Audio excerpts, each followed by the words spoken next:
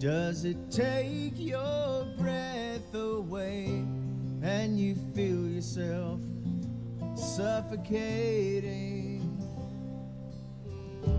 Does the pain weigh out the pride and you look for a place to hide? Did someone break your heart inside? You're in ruins.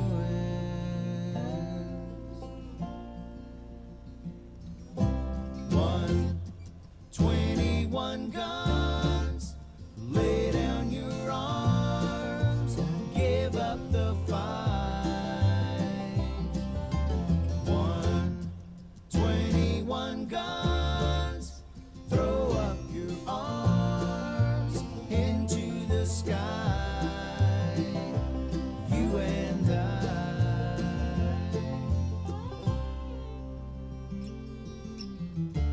When you're at the end of the road and you lost all sense of control and your thoughts have taken their toll, when your mind breaks the spirit of your soul, your faith walks on broken glass and the hangover doesn't pass. Nothing's ever built to last. You're in ruins.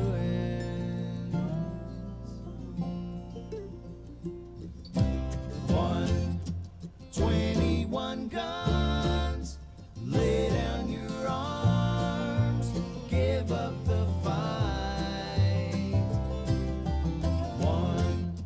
21 guns, throw up your arms into the sky, you and I.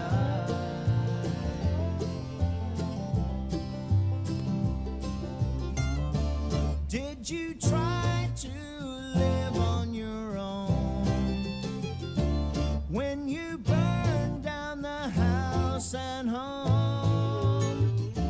Did you stand too close to the fire like a liar looking for forgiveness from a stone?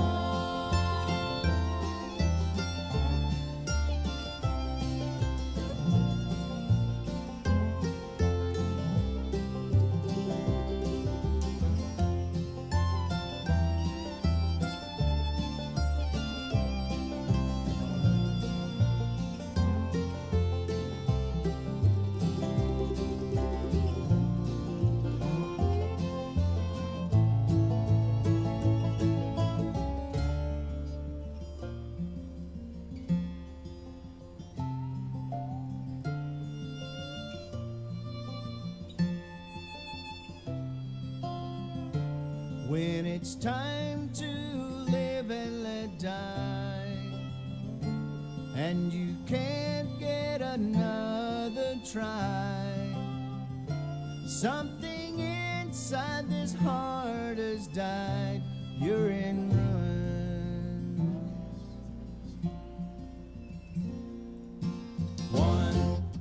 21 guns, lay down your arms, give up the fight. 21 guns, throw up your arms into the sky. 21 guns, lay down your arms, give up the fight.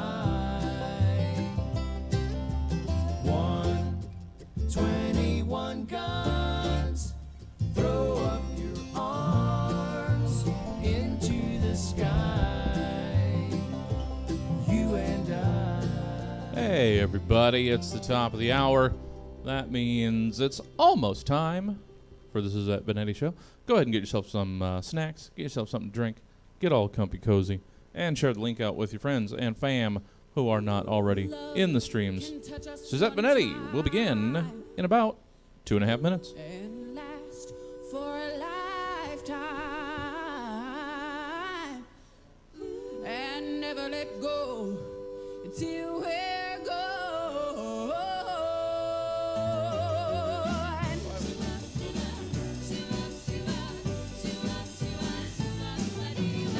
Every night in my dreams I see you, I feel you. That is how I know you go on. Far across the distance and spaces between us, you have come to show you go on. Near, far, wherever you are, I believe that the heart does go on. Once more, you open the door. You are here in my heart, and my heart will go on and on.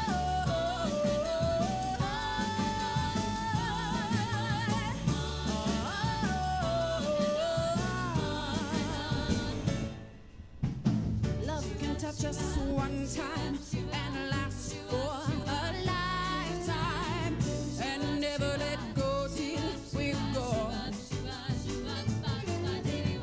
Love was when I loved you one true time.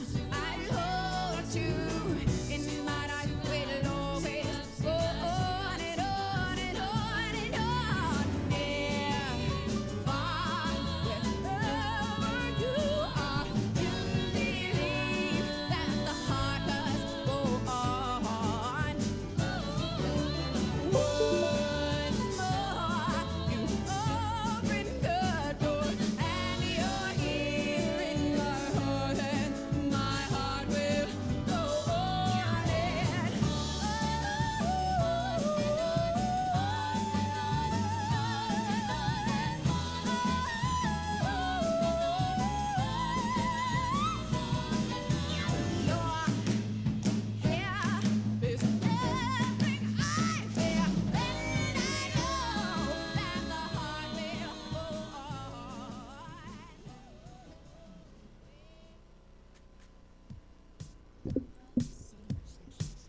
You were a problem child, been grounded your whole life, so now you run wild. Welcome to the Virtual Stab Comedy Theater. It's time for the Suzette Veneti Show. Please welcome to your screen, Suzette Veneti. Yeah, yeah. Stumbling, but yeah, you're still looking hella fun. Keep doing what you're doing, and we'll make you mine. Well, you're a hot mess, and I'm falling for you. Hey everybody watching the show, I'm Suzette Veneti and welcome to the Suzette Veneti Show. Not looking like so much of a hot mess, but trust me, underneath all this, still the hot mess that you love. 1 week off, you just gotta come back looking good, that's all. So it is November 22nd, it's 5:03, our starting time. And if you have anything to do for Christmas decorations, wait until after Thanksgiving, please. Be a decent human being. Okay, cool. Let me just pull this up. Told you I'm a hot mess. Just wasn't quite ready yet. But, yeah. Share this link with your friends, because we've been doing this show. This is actually show number 31. So however many you've seen, if you've seen them all, I think I owe you some sort of Cracker Jack prize or something. I don't know. But we appreciate you watching and being here. Even if this is your first show or just your second, whichever it is. We do the show for you guys, and thank you so much for watching. And now, almost there. Okay, we're there. Cool. It's loading. Need a new Chromebook. Told you guys this like in August. Working with what we got. Okay.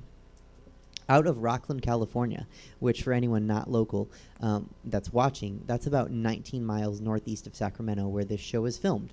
Anyhow, in Rocklin, Michael Manson, a Rocklinite, has filed a restraining order against his neighbors because the neighborhood children used sidewalk chalk to voice their support for the LGBT plus humans, and have even drawn masks and written "wear a mask" in the street. Mr. Mason, a grown-ass adult, also a Trump supporter, so, you know, whatever that means, was reportedly crying when he couldn't get the kids caged. He was quoted as saying that cages should be used for all kids, not just the brown ones. That's what Trump supporters say. Okay, I made that up. And Mr. Mason clearly is litigious, so I guess there's a chance that he tried to sue me for libel or slander. So fine, he didn't say that, but I bet he thought it. He can't sue me for that. Also, before he files any court documents, Mr. Mason visibly cries and calls the police. Like, geez, Snowflake, find a safe space. Kateri Schwant gave birth to her 15th child, a girl, at the St. Mary's Hospital in Grand Rapids, Michigan. Her husband, Jay Schwant, was surprised after he and his wife had 14 sons in a row that they had a girl. That's right, 14 sons in a row.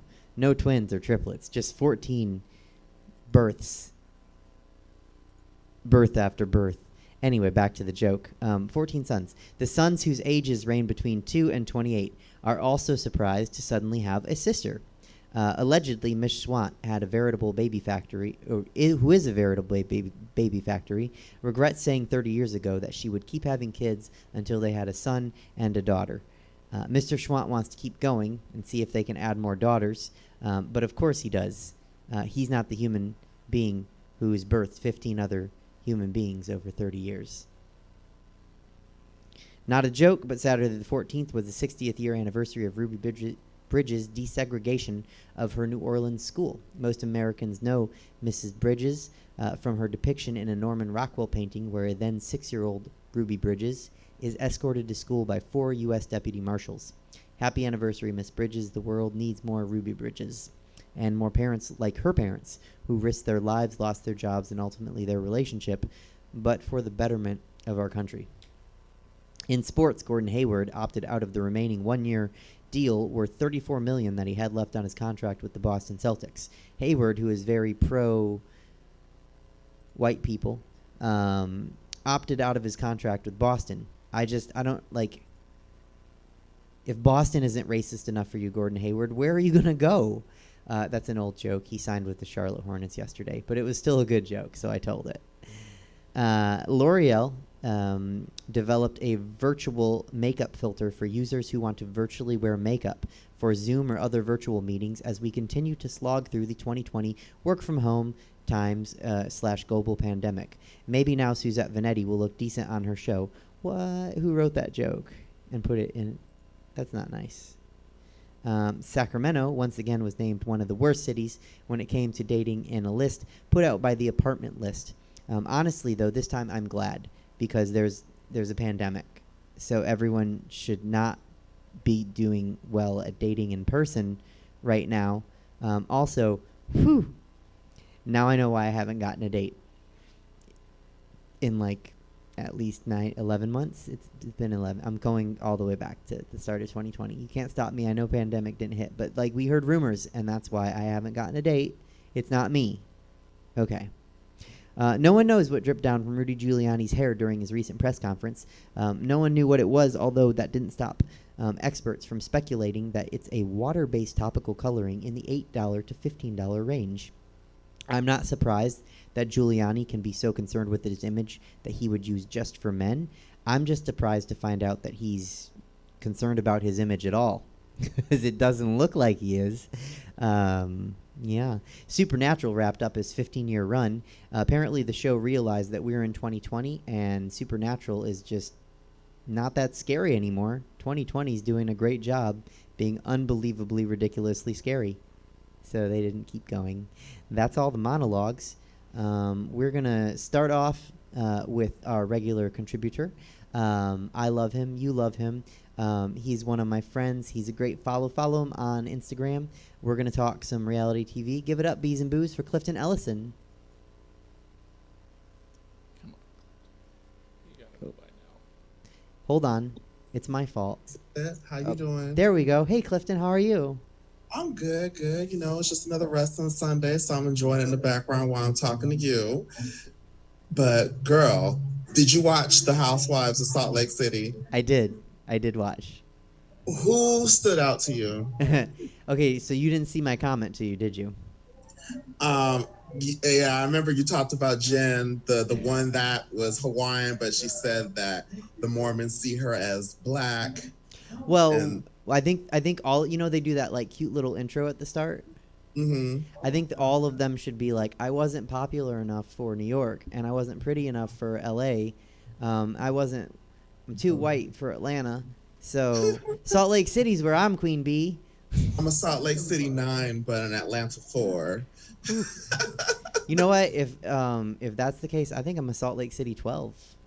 Yeah. It was a lot, between the two getting excommunicated from the church for divorcing and marrying their coworker, but the one that really took the cake for me was Mary Cosby. She is the only black member on the show, and she married her step grandfather. Was her? I didn't watch that far into it. I only watched the premiere episode so far. So her grandmother died, and then allegedly in her will, she said that she wanted to leave her grandfather with her. No. What type of girl? I don't know. It's a mess. But Is by chance is her step grandfather R. Kelly? He kind of looks like Professor Klump, but a couple shades lighter. I don't know what's worse, but hey, if you love it, if you like it, I love it. But the funniest part was the main argument of the first episode was, I guess one of the girls, her aunt's legs got amputated, and she was visiting her in the hospital, and then she came to dinner later on. And then Mary, who's the one that married her grandfather, step grandfather, told her that she smelled like hospital. And she started like retching and gagging and everything like that. And it was just this whole big argument over you smell like hospital. And I was just like, usually I don't really watch the non-melanated housewife shows, but this is just giving me the drama that I need right now. I like drama that's not mine. So And it's like I don't smoke. I was gonna say it's like menthol drama. It's like a low calorie drama. Like you're not gonna get. It's very Virginia Slim's Diet Coke drama. Right. You're not gonna get too tight because like real drama, like you might think about that, but like you smell like a hospital, you're not gonna go to sleep thinking about that unless you're laughing. That shit was actually pretty funny though. Like that's a huge insult. Mm-hmm. What would you do if I hugged you and I said, "Oh, Suzette, girl, you smell like hospital, sis"? Like, Well, I mean, if I had been at a hospital, it wouldn't bother me. But if I hadn't, I'd be like, oh, and then I would probably change my deodorant and perfume. yeah, Quickly. it was quite the interesting doozy. Now, speaking of celebrities caping for 45, remember how we talked about how Lil Wayne was caping for Donald Trump? Uh-huh. Well, guess who got arrested? Oh. Tell me. Lil Wayne. Oh, didn't see that coming. For weapons and for gun possession.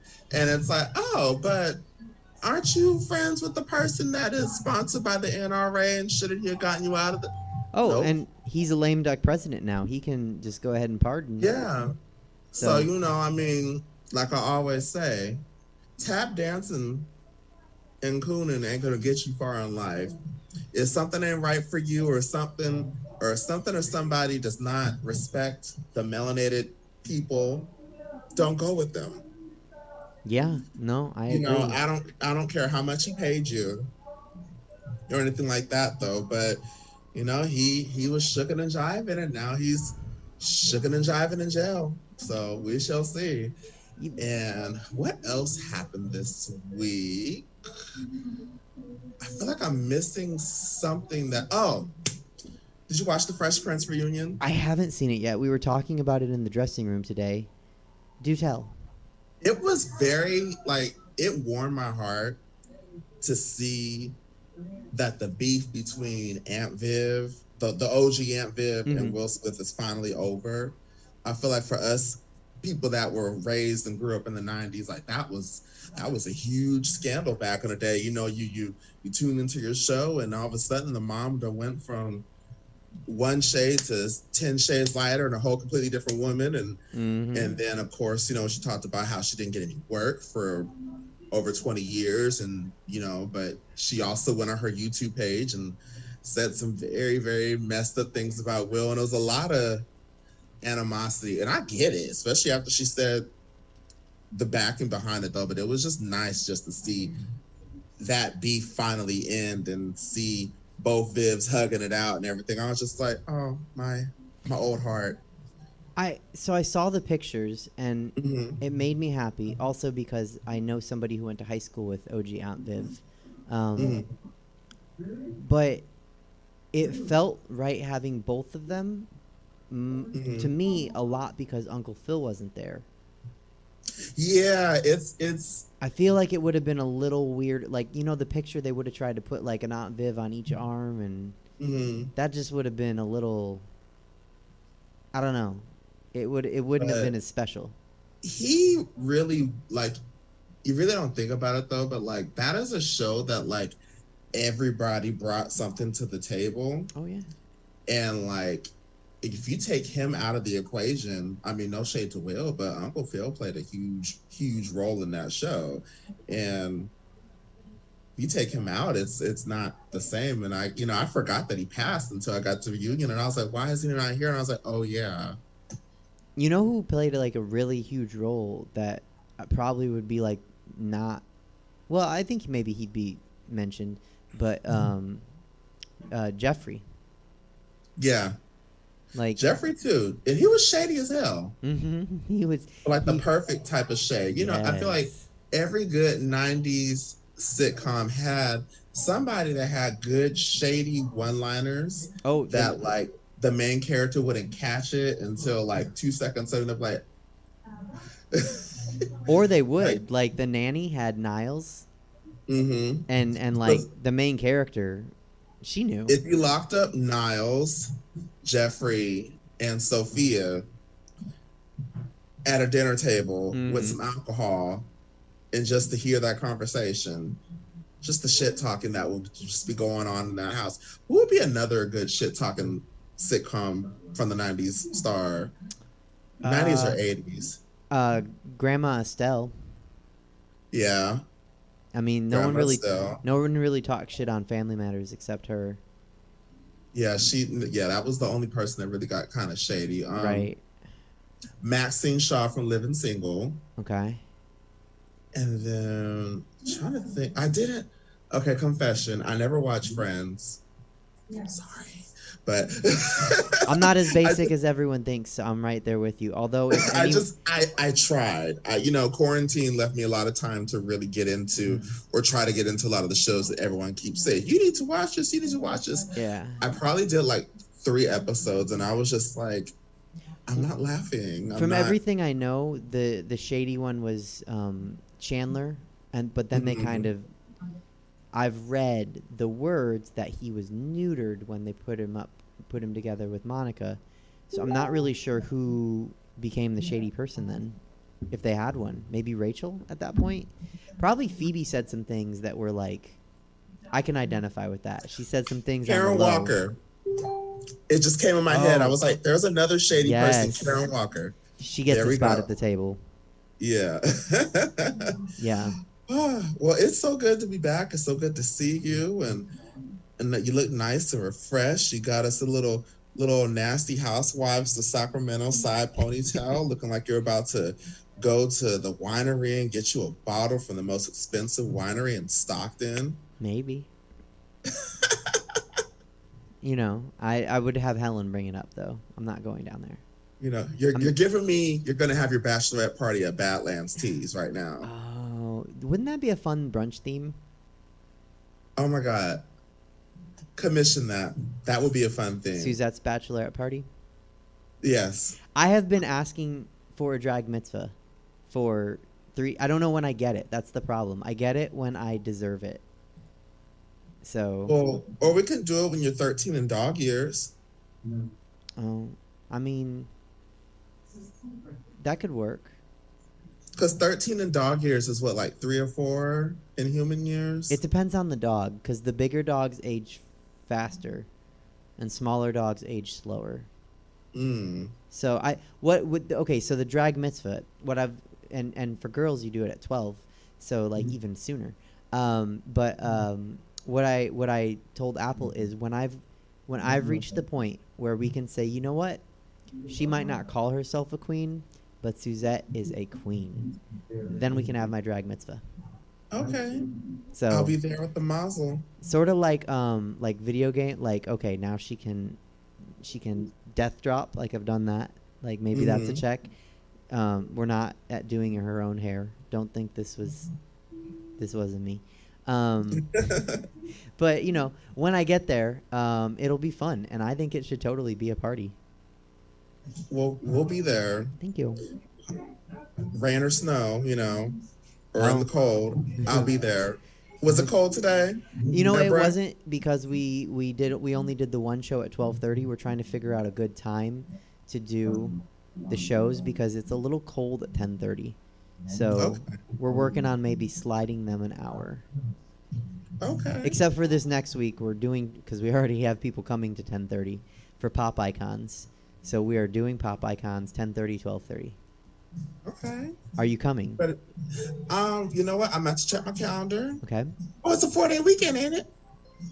Which I know. can make into a 5-day weekend. Oh, it is because of Thanksgiving. Yes. I'll just tell you that if you don't come, I'll have to tell you to stop right there. Thank you very much. So you might want to come. You know what? I'm going to send Taryn the email and I'll be there. Okay. All right. Well, I got to get going, Miss Suzette. So Well, I love you. Thanks for coming on. Bye. Love you. Bye. Bye. All right, peers and queers, that was Clifton Ellison. His information was below him. If you want to support Stab Comedy Theater, right above this pretty little head of mine, that's where you can send money. And we're going to jump to our next contributor. Right now, you can find him doing stand-up places in person. He's doing that. He's also still has his Zoom shows, a show and tell show, and a couple other shows as in addition to his his video show on YouTube. I'm going to get that right one day. Everyone help me welcome Mean Dave. Hey, hello. Good Hello. to see you. How are you? There are no, well, I mean, there's some in-person shows, but most of those are being, well, I don't know. They're not like shut down or whatever. Everybody's just not knowing what the fuck to do. They instituted a curfew at 10 p.m., you know, and everybody's sort of wondering, you know, I don't know. I don't really, I'm not a doctor or a governor, so I have a hard time. I had to listen yesterday at a recovery meeting to a guy who thinks that Gavin Newsom should be shot, but thinks that Trump was doing a great job. So I really, you know, like I said, I'm more err on the side of nihilism, where the world can't end soon enough. If that's the people out there, then I'm with you. Yeah, I'm not really, it's hard to just tolerate stupidity for, you know, however, I don't mind wearing masks. I don't mind staying home, but I also, you know, I do like going to concerts and stuff. So yeah, the sooner people would get over whatever it is we're supposed to do. The thing that the guy was talking about last night was trying to say that these measures that we're trying to take to curb coronavirus are tyranny. Yeah, he's one of these dudes that thinks that somehow this is like so infringing on our rights, and thinks that it's New World Order, all that kind of crap.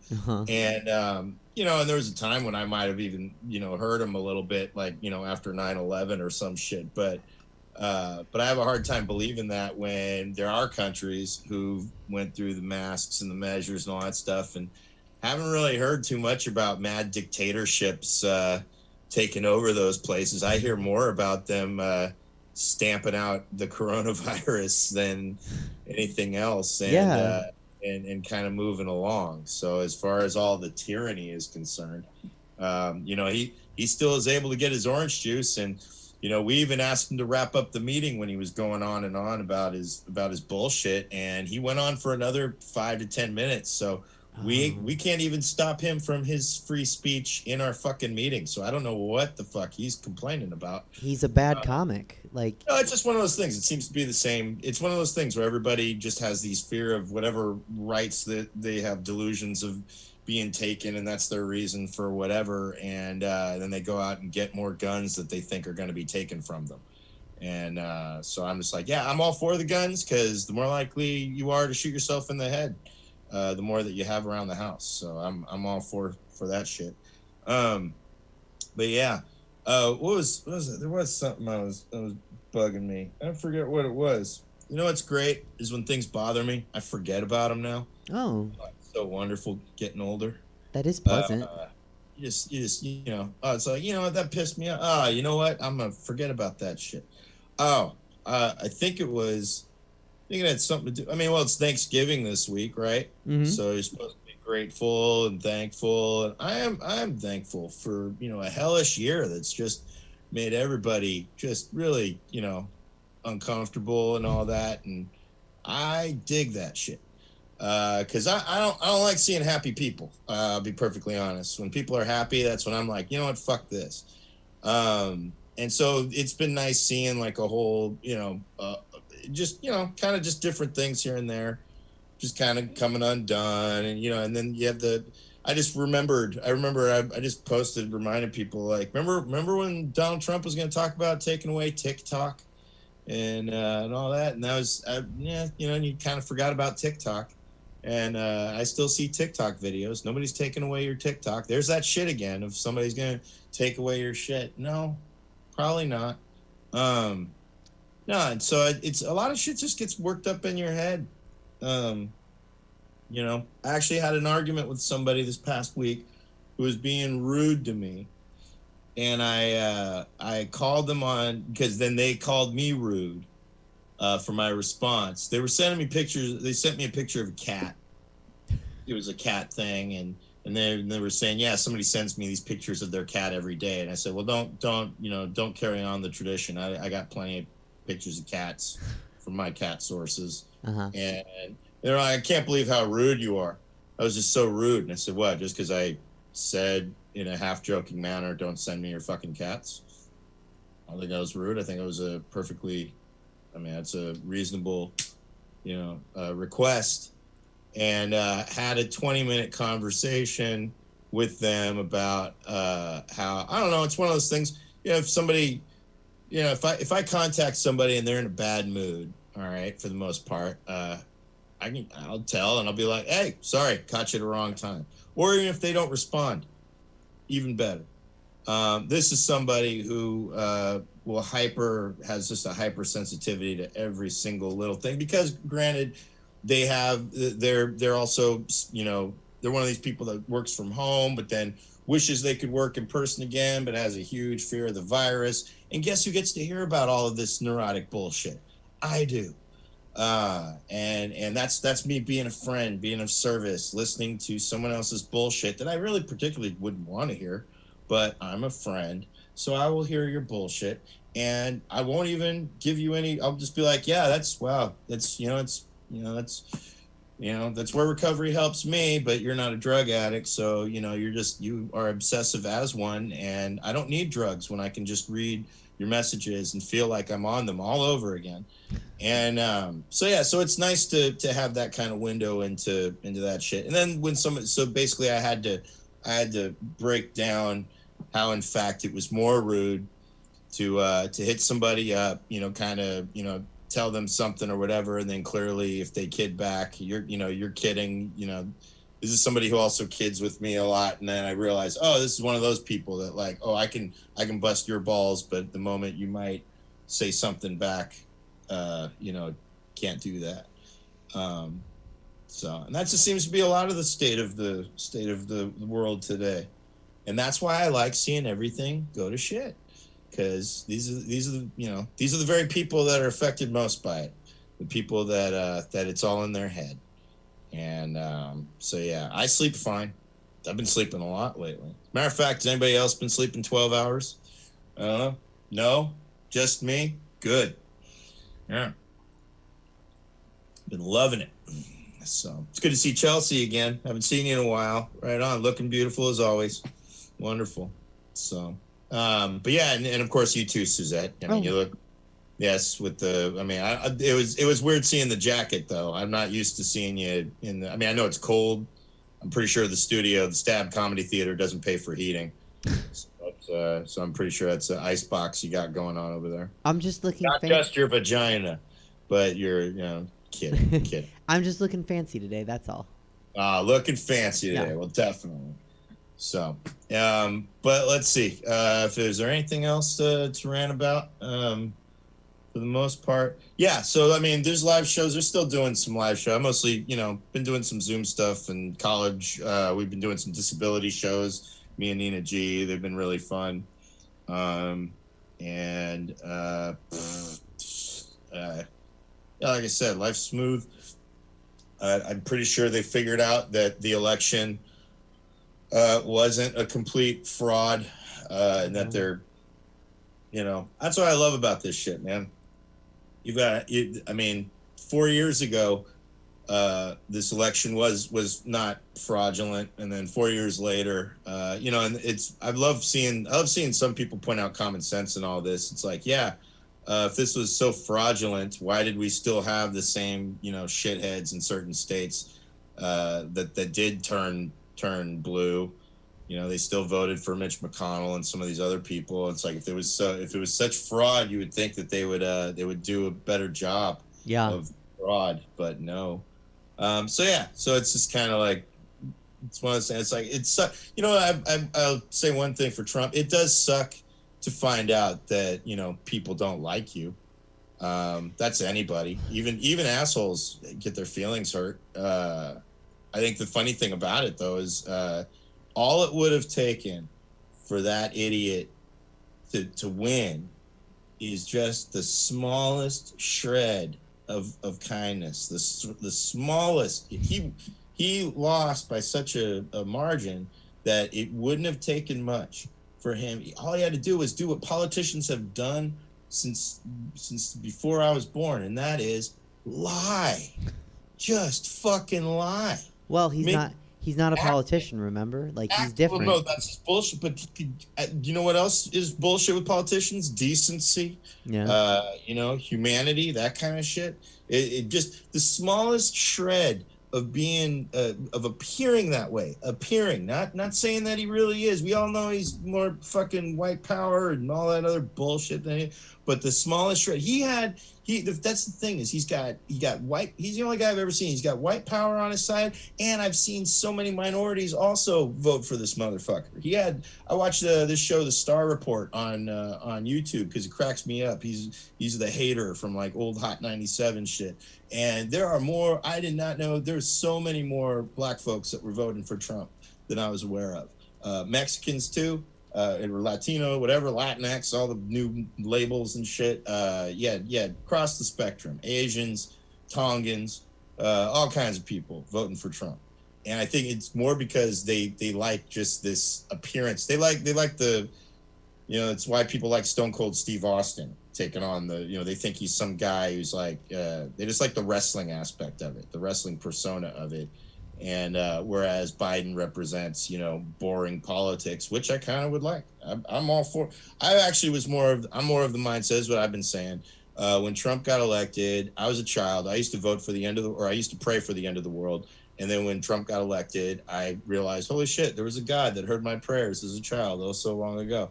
And here we are 4 years later, and Trump couldn't get it done in 4 years. I'm not giving him 4 more years to end this world. If you can't get it done in 4, you're not my guy. So might as well let it slowly rot with Biden, and that's how I like it. So I think that's about it with me. Thank you as always. Absolutely. Thanks for coming on. And you have a great week. I'll see you. Have a wonderful Thanksgiving. You too. This week. Happy and safe and all that shit. Hopefully get some leftovers. I would like that. I need to figure out what I'm The doing. only reason to have Thanksgiving is leftovers. So Thanks, Dave. yeah, no problem. Have a Good good to one. see you again. All right, you too. Love you. Bye. All right, everybody. Mean Dave's information was on the screen below him, so you can send him some coin if you want or follow him. Once again, Stab Comedy Theaters is above my pretty little head, so you can send some coin or follow. A lot of good programming here at Stab. This is just one of the shows that happens in this theater, so check it out.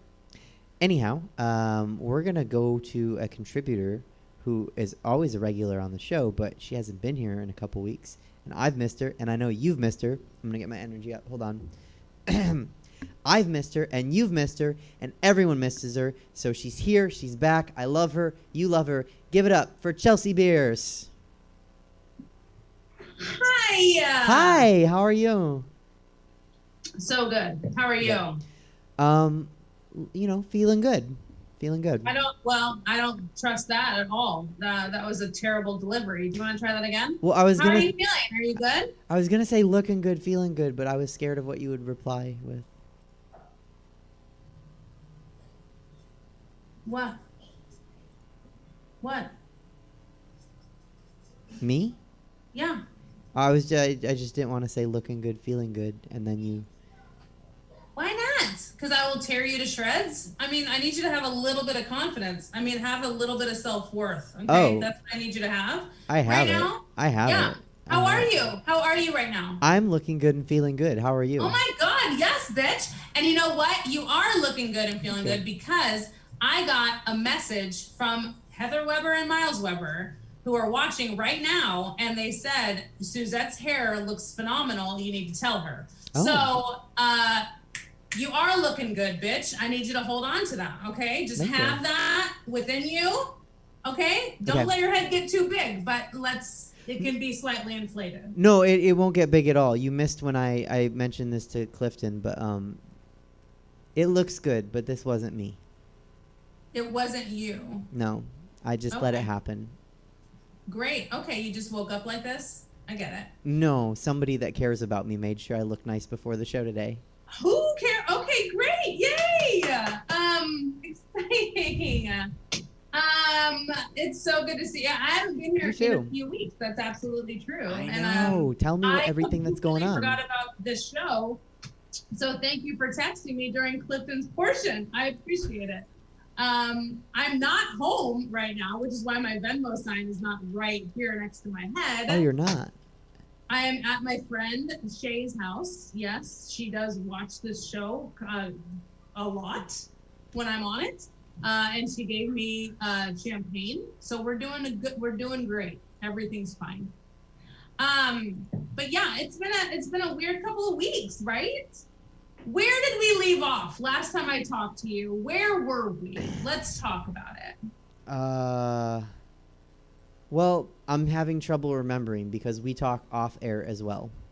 Yeah. So I think the last time I saw you was live in person at brunch when I was on a date with me and Dave. I No. think that was the last time we spoke. that was October 4th. In person. Oh, Oh my God. Is that real life? I don't. Jesse, do you recall? If I remember correctly, there was talk about flying out to hang out with somebody. Okay. I was going to say, I know it was after October 4th because you were on the show when Robbie was on the show, and you mentioned Heather, and I was going to say, because she's watching, Heather, I still want to do the show. We still need to have the show, you, me, and Absolutely. Chelsea. And me and Heather can absolutely still do that show 100%. And that was probably 3 weeks ago now. Oh, that's not bad. And Okay, so Jesse, okay. so we did talk about it on air because Jesse remembers. So you were going to fly to Denver for a date. Yes, and I did. I flew to Denver. Oh, that's and- right. And he has custody. We did talk about it. I remember sitting here and talking. So he has custody. Just to recap for the viewers, there's a gentleman in Denver. You did a comedy show. Denver. You did a comedy show. He had nice clavicles. You talked about him. He got stood up. I talk about all of this. This is so stupid. This is real life. I said all of that. Yeah. Oh my God. I'm sometimes too honest. Like Okay, but I mean, who's stupider? Because I'm recapping it word for word. So. Yeah, you do have a problem. Okay, so here's the thing. Okay. Is first of all, you can see this exact interaction that I had with this guy on stage while he was an audience member on the special that Miles Weber and I just released. Oh. By the way, that's the set that Miles chose. He was like, "This is the one that's going on the special," and I was like, "Are you kidding me?" And it was me talking to this guy. I got flustered because he was flirting with me from the audience. Like, I don't deal with that well. Someone was matching my confidence level, and that's when I'm like, nope, this is way too much. So anyway, from that day on, you can see it at milesweber.com, you guys. There is a link to my very first special. I've never put out an entire set of comedy in my life. Can you stop texting and writing something on the? Yeah, you need to focus on. I was writing to Heather Weber. Oh, I love her. Yeah, okay. I know. I'm multitasking. But this is the very first time that I ever put like an entire set out in the world. Okay, so it was a big deal. And I happened to be speaking to this gentleman who, from that day on, have been talking to for hours a day. So then I was like, you know what? I'm going to take this leap and go have a first date with him. And I jumped on a plane, went and spent a weekend with him and had a first date weekend with him. Took a COVID test and negative, so everything's fine. But I've never done anything like that before. You know what I mean? Like, I didn't know I was going to talk about this thing. I thought I was going to come on and talk about how I'm getting through this and how I'm like not wanting to just drink myself into a coma and not wanting to kill myself. Like, I thought I was going to talk about that today, but it's true. Like, I went on this first date with him, and okay, here's a question. Have you ever been in like a long distance, like relationship kind of situation? Have you ever done anything like that? Started long distance, and I've also done one that became long distance. Oh, that's even harder. Oh, wow. Okay. Mm-hmm. So I mean, in long distance, like in theory, you know, it sounds, when you're not in it, it seems super probable. It's like, this could totally happen. We just have to be this, and this much more than everybody else, and da-da-da-da. Like, it seems totally possible, right? Yeah, I mean, it does it seems, because you're like, I need my space, you need your space. We'll hook up, you know, not like we'll meet up. We'll meet up and hook up, but like, you go on.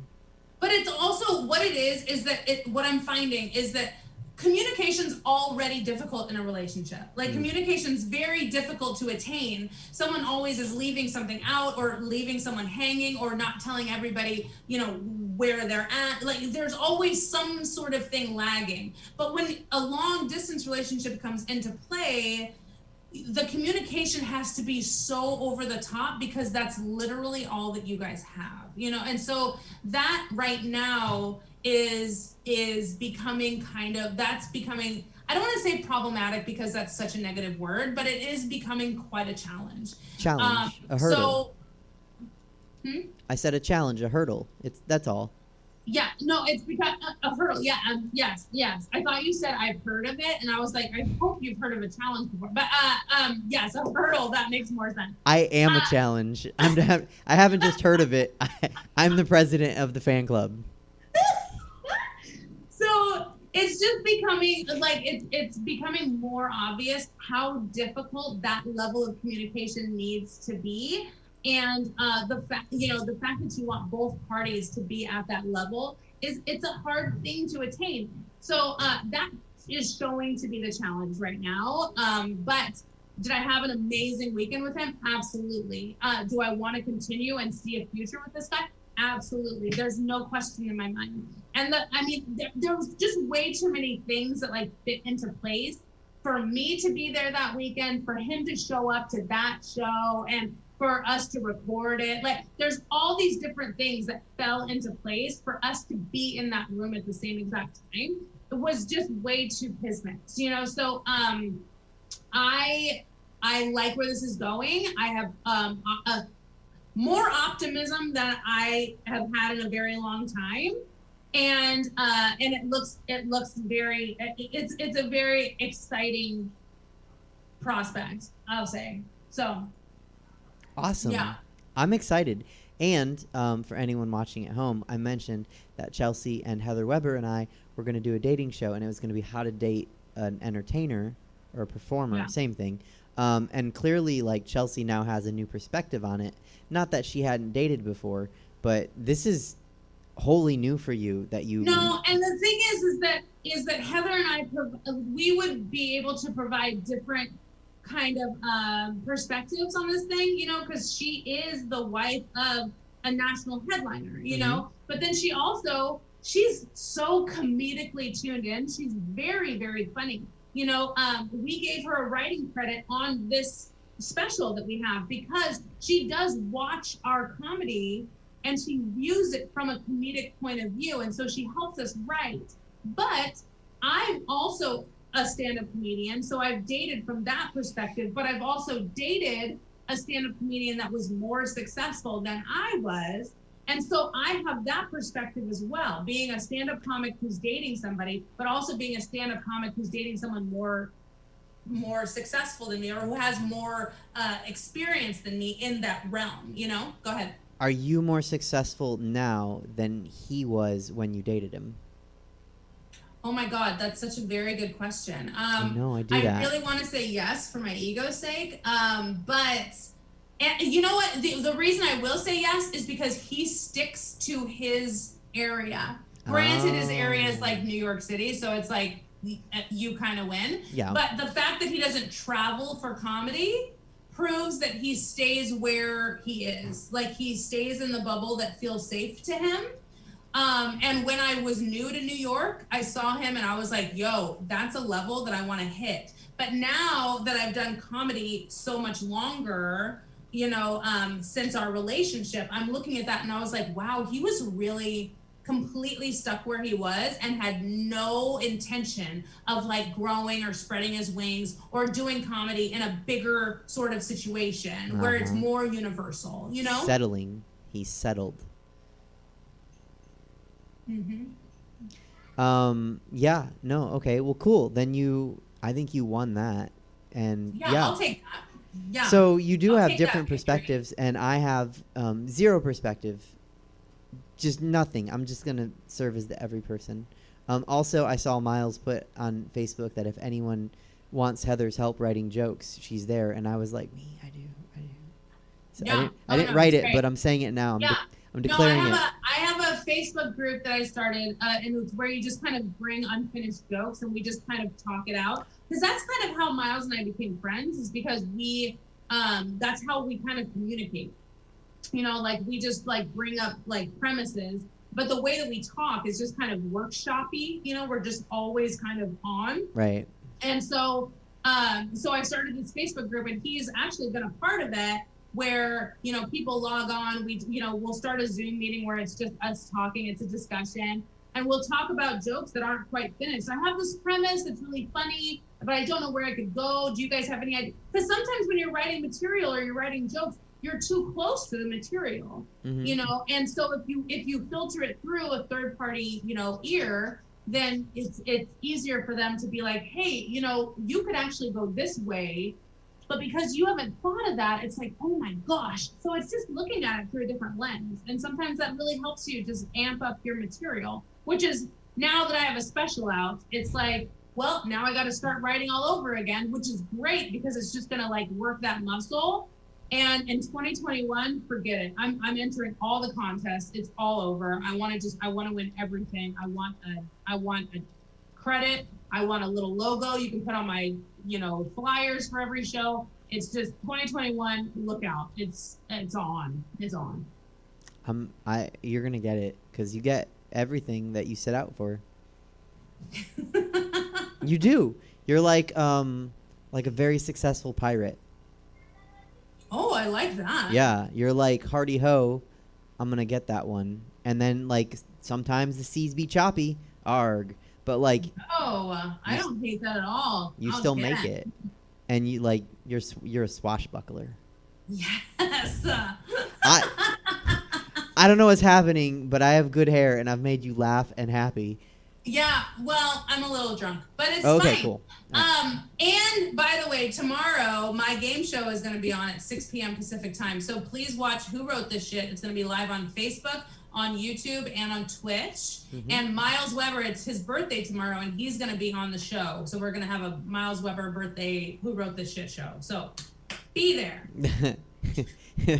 It's funny when you say who wrote this shit show, because Who wrote this shit show? Who wrote it? Who's the author of this? I hate them. you are. Unless it's this show, and then it's right on. So really quick recap, what's next with you and Clavicles? Can I call him Clavs? No, don't do that. His name is Eric. He has a human name. Yes. His name is Eric. I'm not sure. I don't know. Because that's the other thing is, I feel like I'm talking way too much about this, but the other thing is that, like, he's 43. In 1 month, I'm going to be 40. So it's like, we're both at that level where I feel like if we were in our early 20s or in mid 20s, this would feel like it was going very fast. You know what I mean? But because we are who we are, we're both parents. We have both been in relationships. We've both been through traumatic situations with those relationships. I feel like we know what we want, and the games and the, like, setting all this, like, paving this way and da-da-da. I feel like all of that we can just kind of not bypass, but we can go through it very quickly, you know? Yeah. Like, I don't need to have the conversation about what your favorite color is or your favorite South Park episode or, you know, which park you like to walk in. It's like, relax. Let's talk about the real stuff, you know? I do believe that's the exact conversation we had last time you were on the show. Yeah. Yeah. Was like, you get to skip all the small talk and all the, like... Yeah, just like, let's get to the nitty gritty. You're into the meat. We're both like mid where we're at in life, you know, and so it's like, let's just get to the heart of it. The stuff that really matters, the stuff that's going to really build a foundation for a partnership, you know, like this spousal relationship that we're kind of trying to create. Let's get to that quicker, you know, so it doesn't feel like it's going fast. So I don't know what the next step is. I know that being 40 in a month, I know that I don't want to do a long distance thing long, but we also have the children to consider. Yeah. And they are definitely the most important thing in the situation. For sure. Because uprooting any of them in any situation is going to be, that's tumultuous for kids to deal with. And so we need to be sensitive of that and know that they are going to be our 100% first priority in whatever situation we choose, you know? Yeah, no, I'm excited to hear more. And also, deep cut for anyone that watched the show, you know, a lot of episodes. I feel like you're taking my destiny by getting with a human named Eric. So thanks for that, bitch. Oh, wow. Yeah. That was quite a deep cut. I know. My gosh. First of all, I'm the one who named you Ariel, who doesn't know how to use her human legs. So if anyone's going to steal Prince Eric from you, it's going to be Ursula when she steals your voice. Checkmate. Well, actually, the version we came up with, I steal your voice. So it only makes sense you would get the Eric. I got him, dude. I got him. En passant. I'm gonna get married on a boat with a little tiny priest who has a boner that not a lot of kids noticed when they were a kid. And then that's just how it's gonna go. So. And we can look forward to this musical. Full circle. Back to the pirate. This Full musical circle, will be written by your co-producer of Who Wrote This Shit. He's a librettist, Robbie Sandler, and it's gonna be a whole show. We're gonna be in a show. Perfect. Beautiful. Cut and print. I'm with it. Okay, cool. Well, let's work on that other show because Heather commented that she wants to help. And I don't know if that was about talking when you were on the show last or helping me date. But I'm taking it for that. I'm taking it for dating and joke writing. So I love it. Okay. I'm with it. Well, thank you for coming on. Anything else? What? Anything else? No, I love you. Whoever did your hair, hire them every single week. Oh, you know who You know them. Who is it? Who would love me enough to say no? You can't go like that. Sit down. It's either Apple or Taryn. Oh, it was Taryn. Apple doesn't do hair. Apple is my only returning panelist on Who Wrote This Shit. Until tomorrow? I love Apple. No, Apple's not on, but Miles is, and he's returning. So Apple and Miles are my two returning panelists for Who Wrote This Shit. That's what I would. That's until tomorrow when you have a second returning panelist, Miles Weber, whose birthday it is. Miles Weber's birthday is tomorrow. He's on Who Wrote This Shit. That's absolutely right. I'm keeping up. Let's give a huge shout out for Taryn, who's making you look like at least $10. I mean, you don't look like $1 million, but you look more like it's more denomination than you usually do. So bravo. Thank you, Taryn. I will pass it along. I'm sure she's excited to see. Oh, let's talk later. I know when I want you guys to see each other again. Oh, I love it. Okay. Okay. Done. All right, cool. I love you. Thanks for coming on. Thank you for saying nice things. I will go back to normal next week.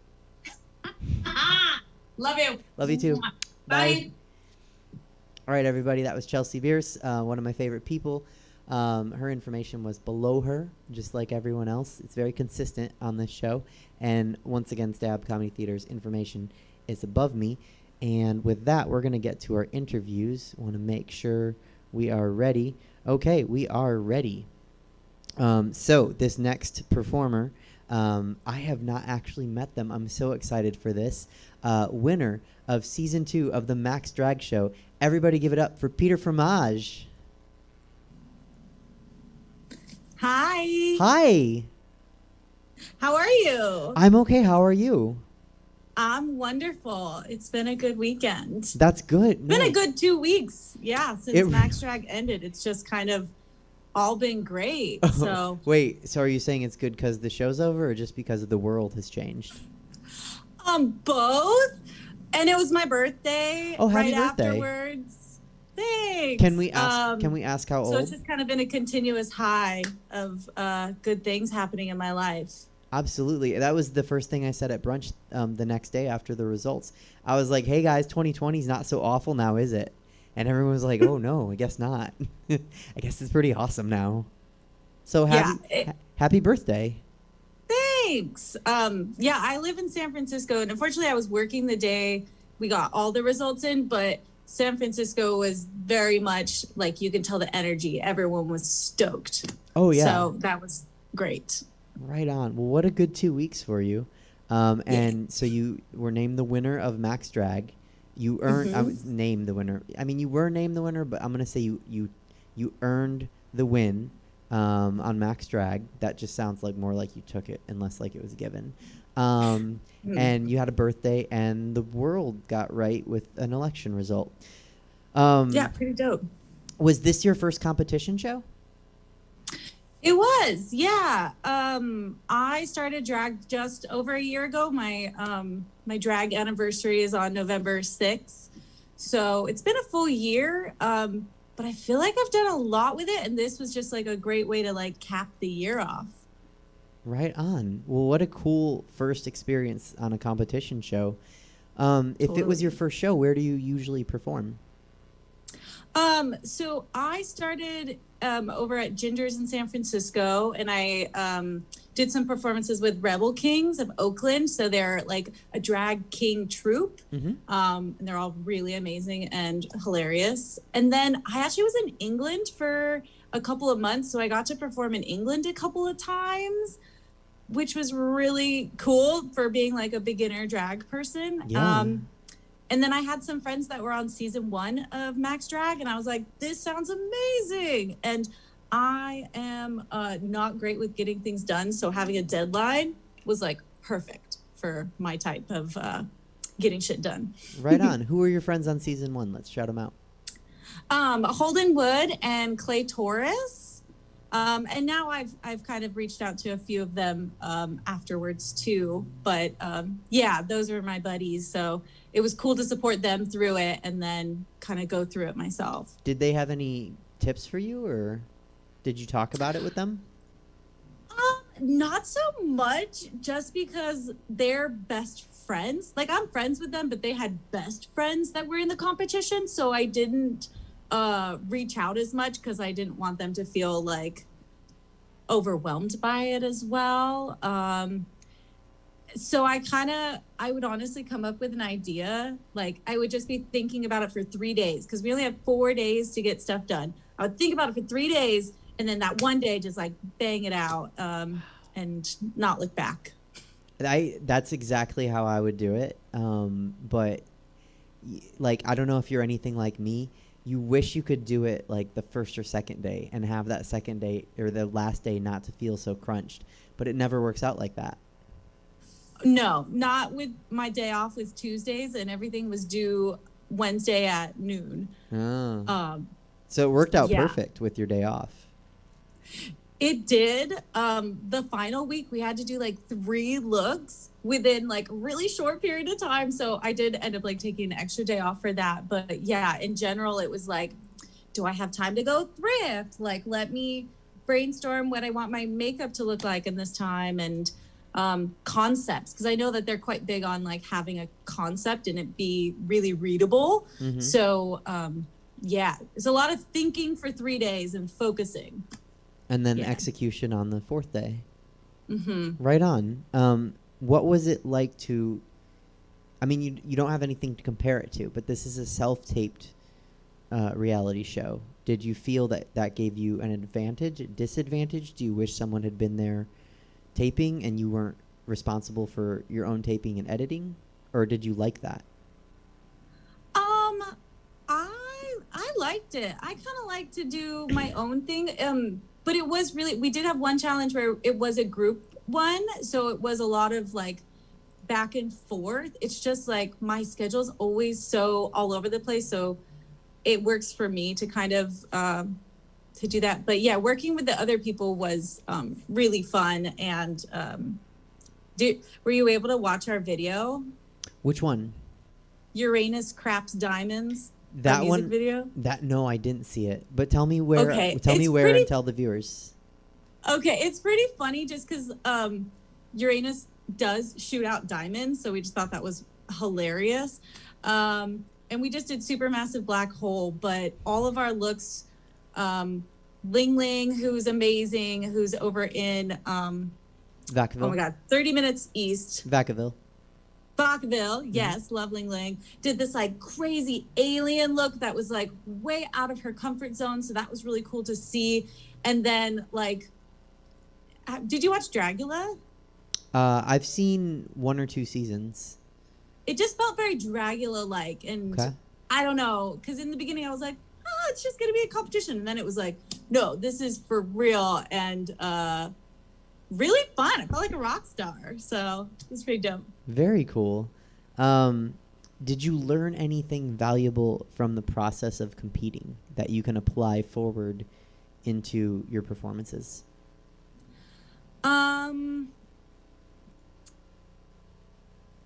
Let's see. I mean, thinking outside the box and like focusing on one theme of something and just kind of honing in on that, because I feel like way my brain works, it's like all over the place, and I got like 10 ideas I'm trying to squish into like one look and everything, to just like focus on one. So try to get myself a little more organized. I will say that I do a weekly brunch show here in Sacramento, and that's new for me to perform every week. And I have so many ideas and so many songs and so many like plans and concepts, and sometimes I like to, like, if you can, I like to let one sit on like the back burner. Like, I know I want to do this song, but I don't have a look for it, so let me leave it here where I'm gonna listen to it every once in a while, like literally on a playlist, but I'm not worried about it for now. I'm gonna focus on this one's more complete. Let me flesh this out and put this one up now. So that's something that I've learned to do, because I can identify with being like, oh, I have so many ideas. Yeah, I started just like a notes thing on my phone where I'll be like, oh, we have a place here called Midnight Sun. Let's go record the song Midnight Sun in front of it. But I'm like, I don't know when I'm going to have time to do that. but yeah, I really want to go to that show. I go to Sacramento a lot because I've got family and friends there. So when I have a weekend off, I will check it out. Oh, my brunch show? Yeah. Oh, thank you. I can say, I say this all the time, and I mean this, and I'm not fishing for compliments. Not that you have ever seen me perform. So everyone knows, but like I perform with the best queens possible, I think. And it's a great show because of that. So I've been going to this Saturday night one at Capitol Garage, and I'm like floored every time. I'm laughing, I'm crying. It's just a good freaking time. Like I'll drive 4 hours in one evening just to catch the show because it's that good. Right on. Who's your favorite at the Capitol Garage show? Ooh, I mean, you don't have really to pick love one. Apple, of course, Mercury Rising, and I mean, I got to see Clive last time. I've never seen him perform live, so that was really cool. And he did like a really powerful number for Transgender Awareness Week, so that was really moving. But also, Alamode is like so cute. I'm just like, I want a little mini version of you to put by my bed. You're so cute. She came out as a Furby. I was like, this is why I love drag. Fair enough. I can say that unfortunately they're having to stop their show, but they're looking for a new venue. So Fingers crossed. Yeah, you'll be able to still catch it. Mm-hmm. So you are a self-described drag thing. What is a drag thing? It's just a way for me to not have to feel like I need to do this sort of style of drag all the time. It allows me to kind of go back and forth and explore a little bit more, because generally, like, I love like a big, wig and all that, but it's harder to find more like masculine looking wigs with that type of caliber. And a lot of people actually don't even make them as much. Like I'll look at people who are making wigs. So I do like to just wig shop all the time, but I don't want it to be like, oh, this is, a long flowy wig. I need to wear a dress or whatever. Like I kind of like to take elements of anything I want and just piece it together and call it what it is. I was identifying mostly as a king in the beginning. And then I kind of was like, I kind of want to be able to explore, like in Tarot Bang, the dragon is a Muppet. Like I would love to be a Muppet at some point. So it kind of just opens up the door so I don't feel like I need to be that one thing all the time, which makes it harder that I don't have like as much of a distinctive look all the time. I do have some things that I do all the time, like my little nosy. But besides that, I like the flexibility of going anyway. Yeah. Yeah, no, that's definitely, I can see the allure of that. And I'm sure as you do it, you'll be able to find, like you have your nose, but you'll be able to find something that you can kind of carry through, where people will say, oh, there it is. And it'll tie it all together. So very, very cool. So anybody can be a drag thing then. Yeah, it's really open and you can kind of take whatever elements inspire you. Like I feel like I get inspired a lot by like kind of cowboy looks, like with fringe and, the bolo tie and hats. But I also have access to a lot of like animal bones, kind of weird.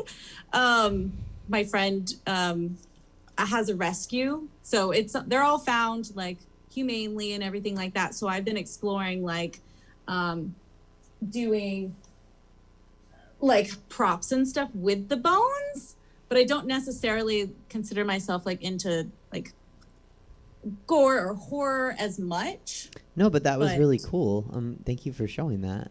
Like, yeah, thanks. That's a little like bearded dragon skull, which a lot of people probably have never seen. No. Yeah. I have not. I've heard of bearded. I don't think I've ever seen one in person, but very neat. Thanks. So the episode that I judged on the Maxx Drag Show, you, and I think please educate me. I'm coming at you from a place of ignorance. You were a different character. Does that go hand in hand with being a drag thing as you explore, being a Muppet or being a king, or do you always feel like you're the same character, just in Muppet form or king form? Were you doing the drag switch challenge where I was Diana Hole? I did the roast. Oh, the roast. Oh, that was so much fun. Because I was Clive's mom, Alma Stare, like almost there. Mm-hmm. I just had watched a lot of roast and seen a few that were like people came out in a character, and it felt like it would be less of like me kind of talking shit versus like, oh, it's a character. It just felt easier to do it that way. I come from a theater background. So I started doing the accent, and then it just kind of stuck, and I was like, I'm just going to be Clive's mom. And if I can make that funny, it'll be great. If I fuck up, it's whatever. It's not me. It's Peter. So. Yeah. Well, it was funny. I mean, it wasn't part of the rubric for scoring, but I super enjoyed that you had I was like, I didn't know Clive was Jewish. His mom's Jewish. The accent, that's a very Brooklyn Jew accent. Apparently Clive is Jewish. Okay. So did that just come out? Like you said, you did theater, so that's how it seems to work. You don't sit down and say, I want to do this voice. You just you're like, the spotlight turns on and a voice comes out and you're like, oh, didn't know. There it is.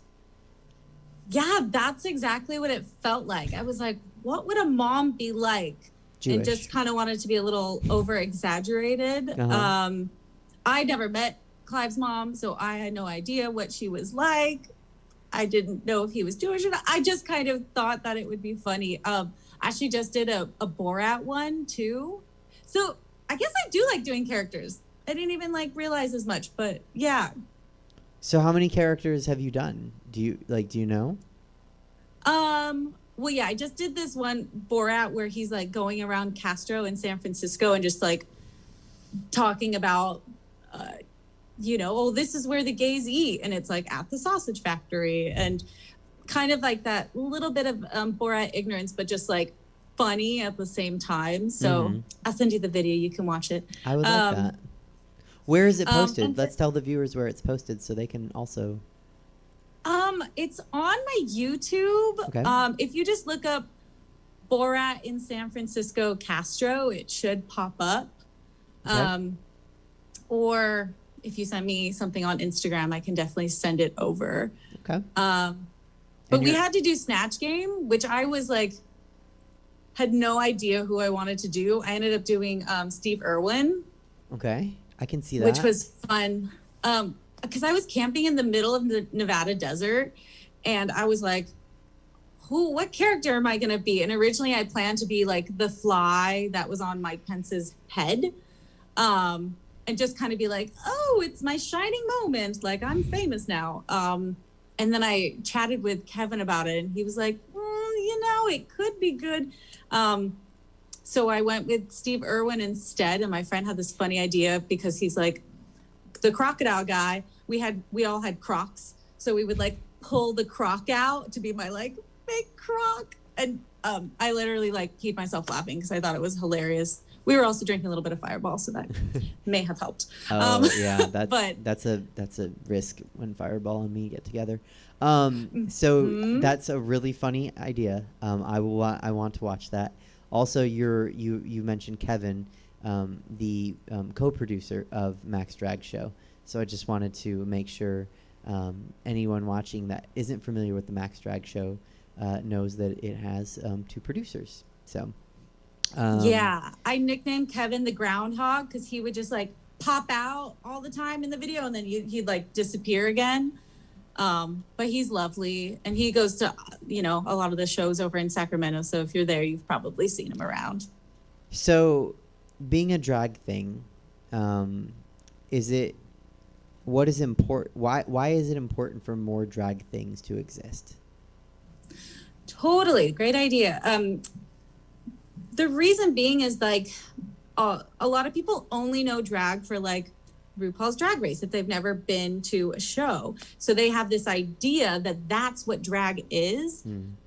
So I have a lot of like people in my life that aren't drag related, and they have asked so many questions because when I say I'm doing drag, they're like, oh, drag queen. And I'm like, actually, no, let me educate you a little bit. And I've also just looked up to a lot of the kings that I've even met, because I found a lot of them, maybe I just hadn't seen a gigantic amount of drag, but a lot of them sang, and I'm a singer. So that was also really attractive to me. And just kind of breaking down that, like, this is what drag is versus like literally almost anything can be drag. So yeah, the freedom of that's great. We've talked about that on the show. We had another competition winner, the show that Clive competed in, Into the Draglands. We had the winner, Faye Menon, and we had a pretty lengthy discussion about drag. And I've talked about this with other guests as well, but drag isn't just, one thing. For instance, it's not just a gay man in a sequin dress with big hair. It can be anybody. And what's funny is you tell people that aren't familiar with drag that you're doing drag, and they go to drag queen. I have had to inform and I guess educate so many women that they can be a drag queen if they want. Like, you can be either. You don't have to be a drag king if you're a woman. You don't have to be a drag queen if you're a woman. You can pick. Anyone can pick anything. So, and there's so many different elements to it. Like, you can do drag and you don't even have to like do performances all the time. If you just want to like dress up and be like fashion person, and that's how you fill your oats, that's dope. So yeah, it's interesting that a lot of people just know this little pin about drag, and they also think that they know everything about it because they've watched, all the seasons. But I actually watched Dragula before I even watched Drag Race. So I was inspired by that to get into drag versus the other way. And I never thought about being in a competition either, but yeah, it was fun. But I was like, that's a lot of pressure. There's a lot of drama. I don't know if I'm ready for that. But so more drag things would make it more common and kind of break down the notion that you have to be a specific thing. Totally. The flexibility of it, and the exploration. Because I remember beginning of when I first started doing drag, I did do a lot of the trying to do like realistic drag king, the YouTube tutorial ones. And then one time I just sat down and started like drawing shapes all over my face, and I was like, I love this. I love shapes on my face. And that's how the Peter looks came up. Right on. Very cool. What advice would you give somebody who not only wants to do drag but wants to be a drag thing?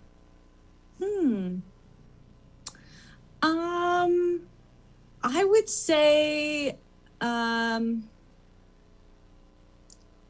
just really think about like what you want to express with it, and just play around a lot and make mistakes, and just really don't think about what you think people are looking for or going to like. Do something that makes you feel good, and be different. Explore being different, because we're already put into so many boxes. We don't want drag to keep doing that. What's the importance to you of being an AFAB drag performer? Ooh, great question. Thank you.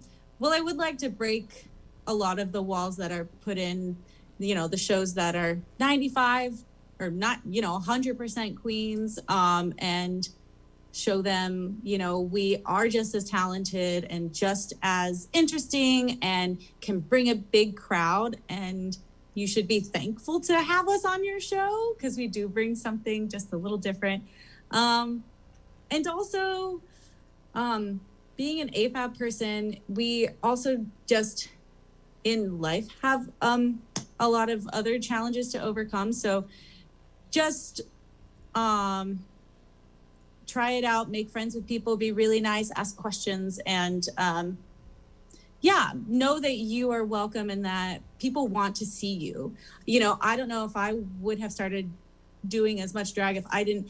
The first time I went, lost my hand, was a drag king competition, and I was blown away. I was like, this is it. So the more representation, the more people will get inspired to do it. Right on. And I want to, I don't know if we've ever on the show defined, just in case, because we have all sorts of viewers and some might be familiar with AFAB. Would you like to define it, or shall I? It stands for assigned female at birth. Has nothing to do with your gender identity. It's just that, AFAB or AMAB. You can add anything else if you'd like. No, I think that's great. It's just an acronym for which gender someone is assigned at birth. And sometimes, like you said, AFAB performers have hurdles, and it's, they can be just as talented. Totally. So you have a live show coming up. Is that still happening? No, it got canceled. Oh, no. Unfortunately, it was the day before Thanksgiving. But hopefully, when numbers go back down, it'll be happening again. Okay. I do have some virtual ones, but tell us about those. So Diana Hole and Team Polyamory, they have a show on Friday after Thanksgiving. It's a digital show, so you can watch it in your pajamas. And then the other one is the Rebel Kings of Oakland. So if you don't know who the Rebel Kings of Oakland are, look them up. They're amazing. And they give a lot of opportunities to and a range of different types of drag performers. So I can't remember the date on that, but I believe it's mid-December. And I'll probably be singing live. So very cool. And people can find that on your Instagram, or probably just search Instagram for the Rebel Kings. Yeah. Right on. That is all the questions I have, Peter. Are you ready for rapid fire questions? Ooh, hold on. Let me take a sip of my White Claw. Yeah. Claw up. Ooh, okay. Okay. I'm ready. All right, cool. What is a drag name that you didn't end up using but you considered? Oh my God, I don't think I had one. I think we brainstormed Peter Fromage, and I was like, yeah, that's it. Okay. That's okay. Some people never have a second choice. You hit the nail on the head on the first. Yeah. Do you have a favorite wig color? Ooh, blue. Do you name your wigs? Not yet. Okay. If you put on a bra, do you clasp it in front and spin it around, or do you do the unnatural arm thing and clasp it in back? Oh my God, I've worn sports bras basically the entire time of quarantine. I think I forgot, but I think I usually clasp it and then spin it. Okay, that's the consensus. Yeah, very few people are back snappers. Mm-hmm. I don't know how that's done. Like, shoulders don't go that direction. How high is too high for high heels? Oh my God.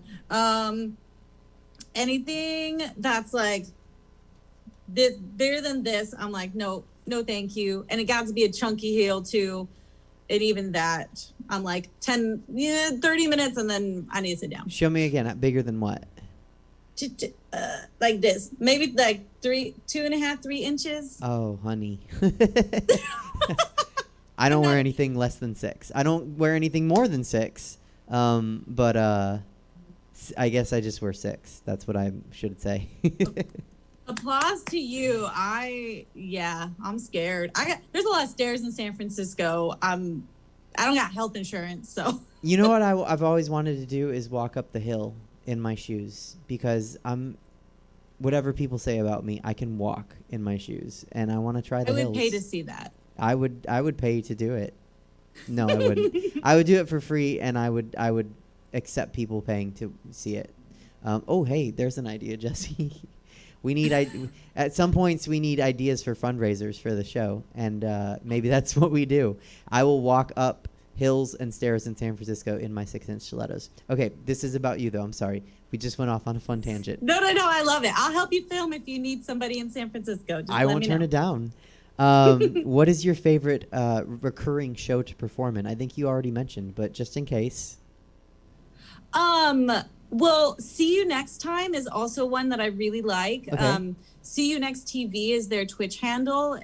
It's usually Cassie DeLaCunt and Nitrix Oxide has shows on there, but they put an array of shows, but they do like Encore, which is all musical theater, and I'm such a musical theater nerd. So yeah, See You Next Time TV. Right on. What's your favorite musical theater song? Ooh, well, I did Don't Rain on My Parade for the finale, but right now, actually, I'm in Legally Blonde, the musical. I forgot about that because I'm not in drag for it, but it's going to be in January. So if anybody wants to watch that, I'll be posting about that later. Virtually? It's virtual, yeah. Okay. The Legally Blonde person's in England. We have someone like in Belgium, Canada. So it's a cool cast. Right on. What is your favorite venue to perform in? Ooh, my bedroom. No, part of what I wanted to do with my digital drag was to show people around San Francisco, because I knew people, around the country may see it. So I just kind of wanted to highlight really cool areas. So anywhere that's like iconic in San Francisco, I like to perform there. Very cool. What is your favorite song to perform to? I did Bang Bang a lot, the Jessie J, Ariana Grande song. Mm-hmm. Yeah, I would sing that one because that one like gets the crowd going. Mm-hmm. And it's like sassy, but also fun and fast. So agreed. Yeah. I like that. I mean, you mentioned Apple. I haven't bugged her too much, but I'm like, Apple, I have an idea for Bang Bang. So it's a good song. It's a good choice. And you do it alone. Yes, I do all 3 parts by myself. Okay, cool. No, that's not bad. It's a choice. There are so many songs that are group songs or duets, and you shouldn't not do them just because they're duets or group numbers. Like, you can still do them. Totally. It highlights different ranges of voices, and then rapping and not rapping. So that's pretty cool. Different kind of faces that you make when you're performing, different kind of emotions that you're giving off when you're performing. Totally. What is the funniest thing an audience member has ever said to you after a show?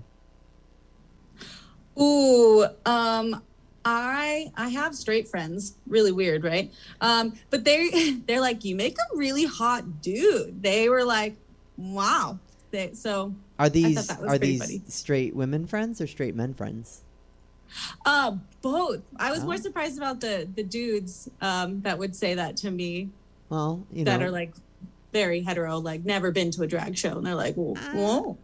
Maybe they've never been to a drag show, but there's a Kinsey scale, and they just might be, and it's okay. They might just be a click further down than they thought. That's all.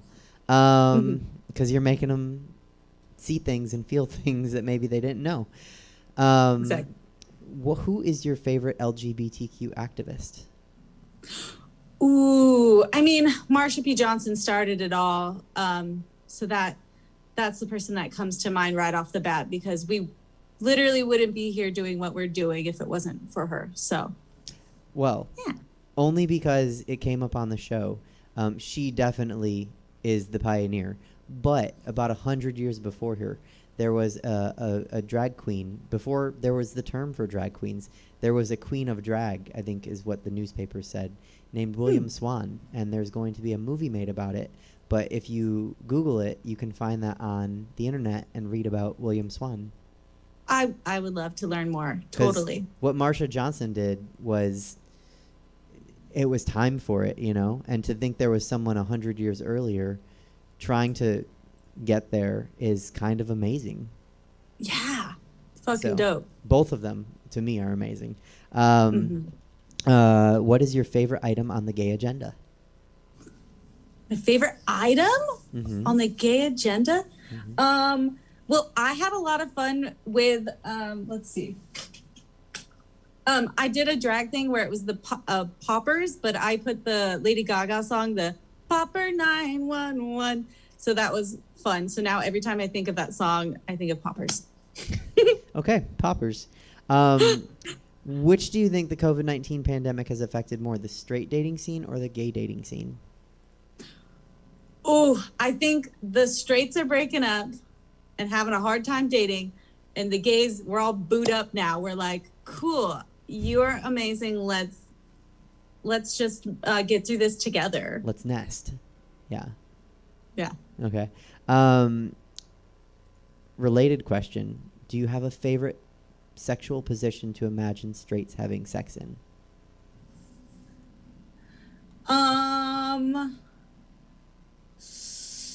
No, probably just like not very interesting. I don't know.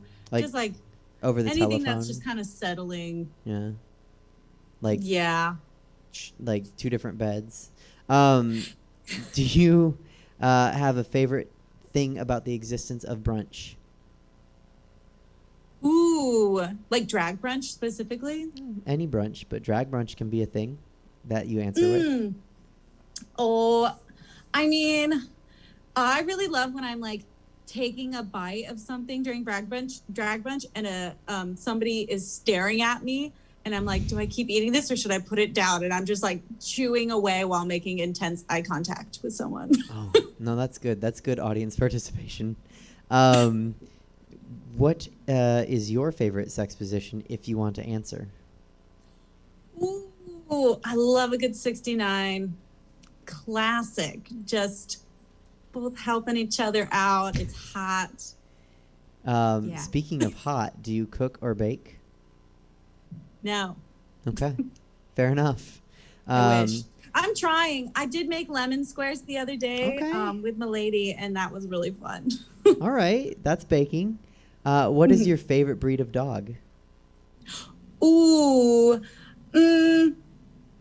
So I was born in Newfoundland, Canada. So I get really excited whenever I see a Newfoundland dog, which are those that they look like bears. Mm-hmm.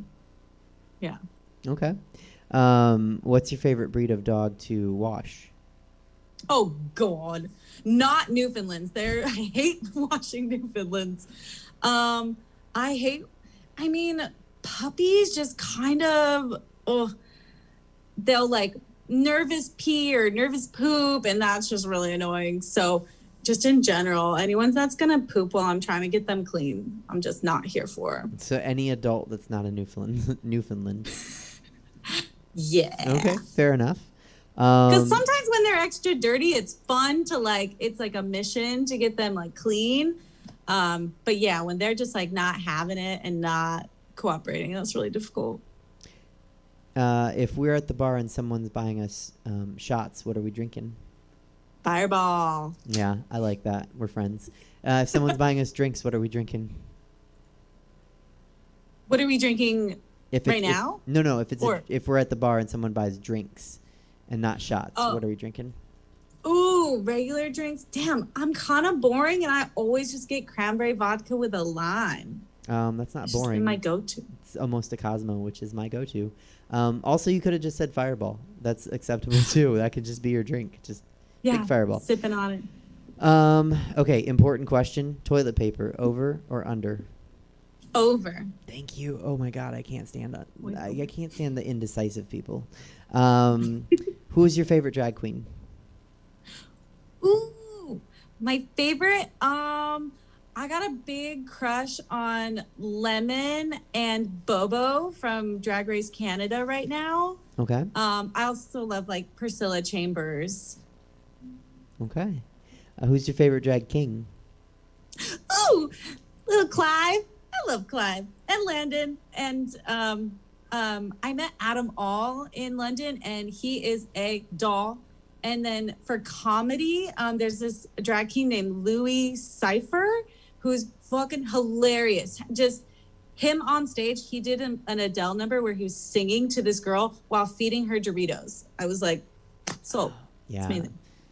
I miss performances like that during COVID. Me too. Yeah, because you can't do that right now. But what are you most excited to do when this is over and we have a new normal, an old normal, just a normal? What are you excited for? Ooh, besides like live, I've been going to some live performances, but what am I most excited for? Just to hang out in big groups. I am like very social. I always like invite, 10 to 15 people to go out karaokeing because I'm obsessed with karaoke. So I'm really excited for that. Right on. That's all my questions, Peter. Thank you so much for coming on. It was really nice to meet you. Please send me links. Please post the things. You already have posted them, but I want anyone that's watching that's just meeting you to get to see these things that you're excited to share. Cool. Thank you so much for having me. You Absolutely. are an angel. Oh, I don't know if I'd say that, but I am the capper, at least for now, of probably a really great 2 weeks. So maybe it's true. Maybe you'll stare at me while I'm eating brunch sometime. Absolutely, I would do that. Yeah, and I'd probably eat something while you were staring at me eating, while you were eating while I was staring at you. Happy birthday, congratulations, and maybe I'll see you in Sacramento sometime. I hope so. And hi, Clive. I'll see you guys soon. All right, take care, Peter. Bye. Bye. All right, peers and queers, that was Peter Fromage. Information was, again, always below Peter. You can find Peter's Instagram and Venmo to send some coin. Once again, Stabs is above me, and we might have just hit our first fundraiser idea. Suzette Veneti walks up the hills of San Francisco in her stilettos. I think I can come up with a better name if you give me 20 minutes. What we're going to do, not just brainstorm, we're actually going to go to our next interview. I'm excited. I think he's ready. Let me give him a proper introduction here. He is the host, co-producer, and namesake of the Maxx Drag Show. He also competed on Into the Draglands. He also is taking the drag world in Sacramento at least by storm, and probably everywhere else. That's how storms work. They move around. Give it up for the... I want to come up with something good. He's the sire of shirtlessness. He's a drag daddy. But give it up for Cumulus Clive. That's a cloud. Hey, Clive, how are you? Hey, how are you doing? I'm all right. Thanks for coming on. Yeah, no problem. So, let's start with, I want to talk about your show, but really quick, get it out of the way. Into the Draglands. You're the third contestant we've had on the show. What was it like to be on the show? It was intense. It was really intense. There was, getting everything ahead of time and being like, okay, you have to have all this stuff ready, and then you're going to go and you're going to film your 2 different days or whatever, and just like having like almost very little time in between numbers to change and, do whatever you need to do, was really stressful. But it was fun. And I think for me, especially, like just having that opportunity to be like, I've never done anything like this at all. And when we started that, I was still very, very new to drag. I still am very new to drag, but, it was a challenge, and I was like, I don't know, I'll try. And so, yeah, it was really fun, stressful, but super fun too. So how new are you to drag? I'm actually only 1 day older than Peter, so I just had my drag anniversary on November 4th. Okay, we'll come back to that. I wrote some questions for that. Would you do another competition show? Maybe after I wear down and get over the last one. Yeah, probably. I'm super competitive, so yeah, I'm gonna have to say, yeah, I probably would. Okay. In addition to competing on that show, you host a competition show. So now let's talk about that, because that's kind of the theme for the show today is Maxx Drag Show. We just interviewed Peter Fromage, your season 2 winner.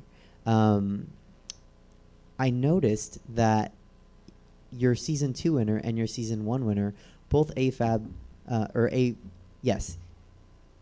performers. What is it important to you to give a platform for performers of all kinds? Oh, yeah, absolutely. That's part of the premise of the show, and the reason why we wanted to do it is because, like, everybody's seen Drag Race, and there's so many talented, like, drag things and drag kings that are out there, and we wanted to include everybody and give everybody a chance to show off their stuff. Especially, like, we have a lot of performers that haven't been performing for that long that compete on the show, and people that have been performing for a long time. And so to be able to showcase everyone and all different types of drag is, like, super, super important to our show, for sure. Very cool. I mean, you're definitely doing that. What is drag to you?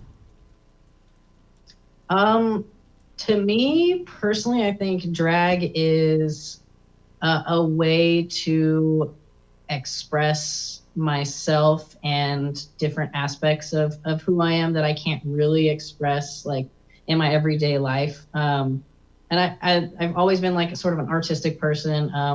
I have a bachelor's in filmmaking, and so I've done, I like to do filmmaking stuff. I've been drawing since I was a kid.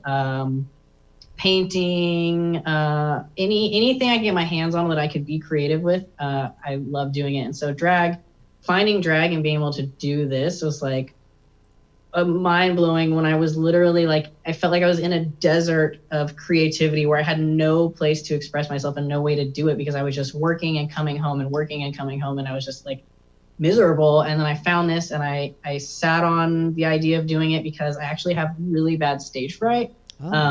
Really? Yeah, like debilitating, like anxiety-ridden stage fright. Okay, I didn't know. Yeah, so I sat on this for a few months, and finally I was like, you know what, I'm just gonna do it. And I signed up for After Hours, and I had my first performance, and, like, I was obsessed.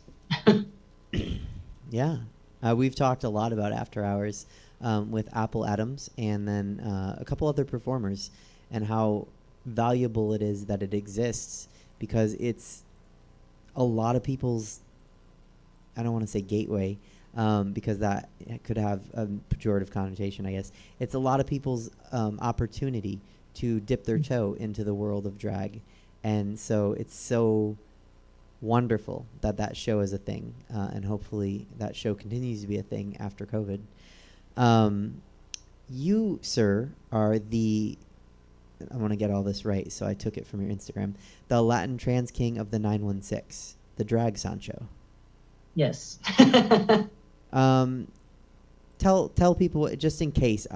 I would be very surprised if anyone watching doesn't know what all that means, but if you can define it in your own words.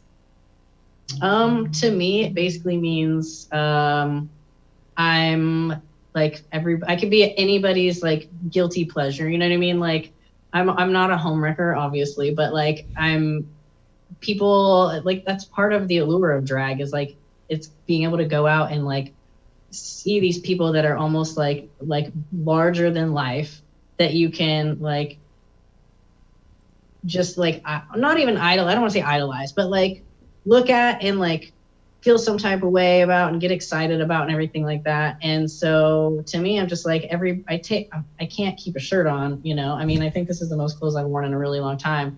But like, you can take it off if you want. I mean, there's not much going on under here. But if I'm going to be, the daddy of Sacramento, then I want everybody to feel like, I mean, like, Clive, I'm not a homewrecker, but you want to, like, we can have a little intimate interaction during my performance for sure. You're like a home bender. Yeah, there you go. Yeah, okay, cool. So being a Latin trans king, do you feel an obligation or maybe not an obligation, because that again has a negative connotation to it. Do you feel motivated to get other trans performers into the world, or Latin performers into the world? Or I mean, I know that you're really like everybody, come one, come all, join. But do you feel like do you want? I'm trying to think of the best way to ask this. Do you seek out other people to say like, hey, this is okay, you can do this?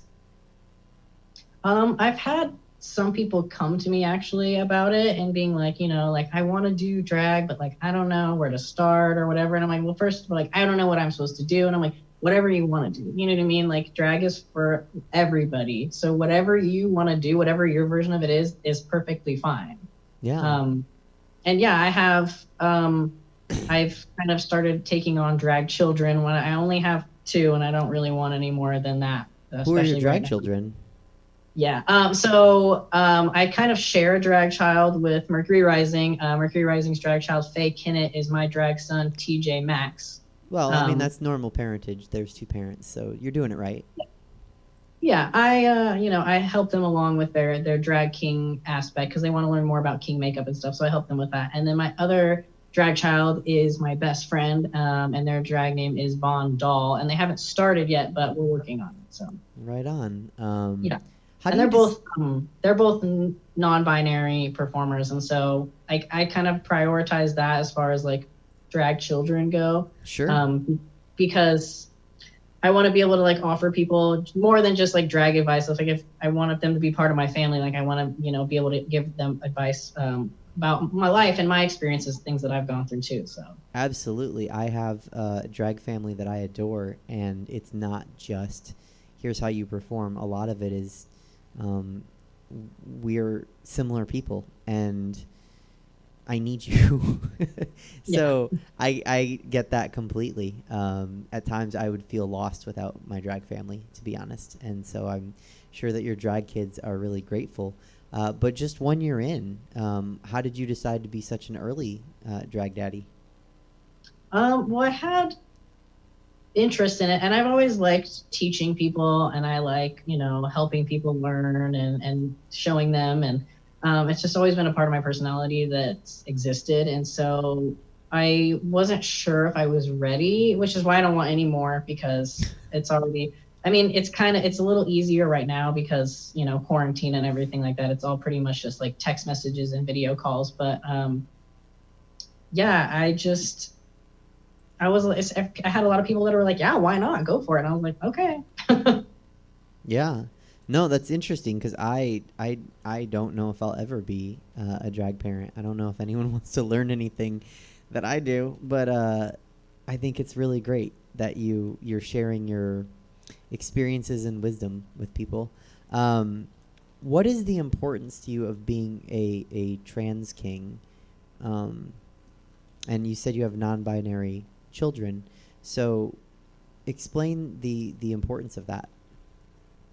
Part of me, for me, it's the visibility. I think there's a lot of people that still like don't really understand or know the trans experience, and so if I'm out there, and that's kind of like my first performance ever, I took my shirt off, and it's kind of just been a thing ever since. And I'm just like, I have had top surgery and I have scars, and it's just kind of like, this is just who I am. And it was probably, I want to say my first performance was like 4 or 5 months after my top surgery. So it's still pretty fresh.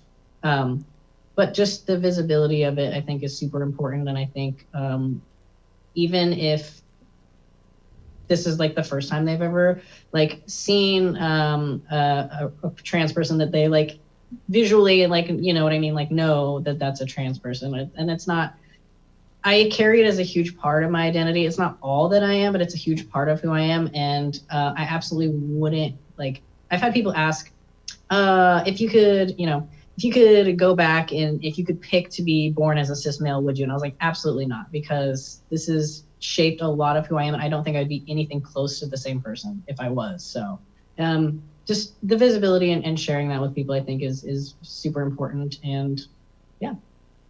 Right on. We're tackling such serious topics, but you said something that made me want to ask this question. You did take your shirt off in your first performance. You take your shirt off often. Do you ever take your shirt off to reveal another shirt? I haven't yet, but I actually have a performance in mind where I want to start with no clothes and just put them on. Oh, I like that. That's fun. I would be here for it if you did one where, like the box inside of the box inside of the box inside of the box. If you just, if you took off a shirt and there was like a smaller shirt that you couldn't see from the first shirt, and then you took that off and there was like a smaller shirt that you couldn't see, and then you took that, and it's like just like all of a sudden like the shirtless daddy is like the shirtful daddy. I don't know if that's a word. Actually, I completely forgot because I've done this number twice, so I don't know why I didn't remember. And I did it for the finale for Into the Draglands. I actually had like 4 shirts on. I'd take a shirt off and there'd just be another shirt on underneath it. Yeah, there you go. Yeah, I like it. Either way, put the clothes on, have little shirts on, keep the audience on their toes. That's right. I guess I was going to make a sock joke about sockless, but I'm going to move on. Back to the planned questions. Here we go.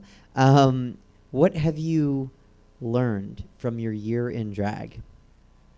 Oh gosh. So I've said this probably like a million times too, but I think quarantine is like the best thing that could have ever happened for my drag makeup, because all I have time to do, and especially since I wasn't working at all for 2 weeks around the beginning of it, I just did a face like almost every single day.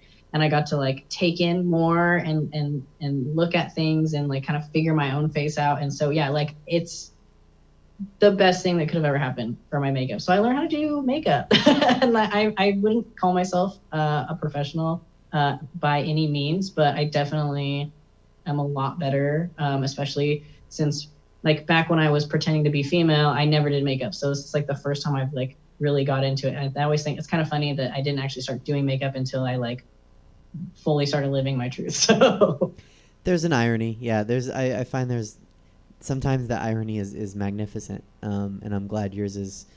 You take it with a chuckle and you can laugh at it. What do you wish you knew now? Or no, I'm sorry. What do you wish you knew when you started? What do you wish you knew then that you know now? How to blend, number 1, probably. Number 2, I would say probably just like how to be more in the moment and be present, like when I'm doing performances, because that's something that I've really like had to learn. And I challenge myself. I try and challenge myself almost every time to like do songs that I normally wouldn't, to like challenge myself to like learn how to dance or dance more, or how to feel a song and like emote without having to move that much. So I kind of wish I knew that a little bit, because honestly, the amount of anxiety I had during my first performance, I don't remember it pretty much at all. I've seen the video, but I don't remember like being there. So yeah, same with my first time doing stand-up. Don't really recall. No, I was there, seen the video.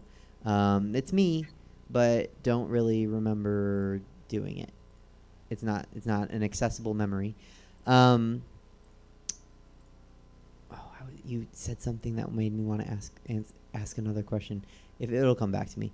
I know what it was. I was going to say that's a great answer, because I've never met anybody that was present from the first time they performed an art, and I wonder what it would be like if we could be, present of mind that first time.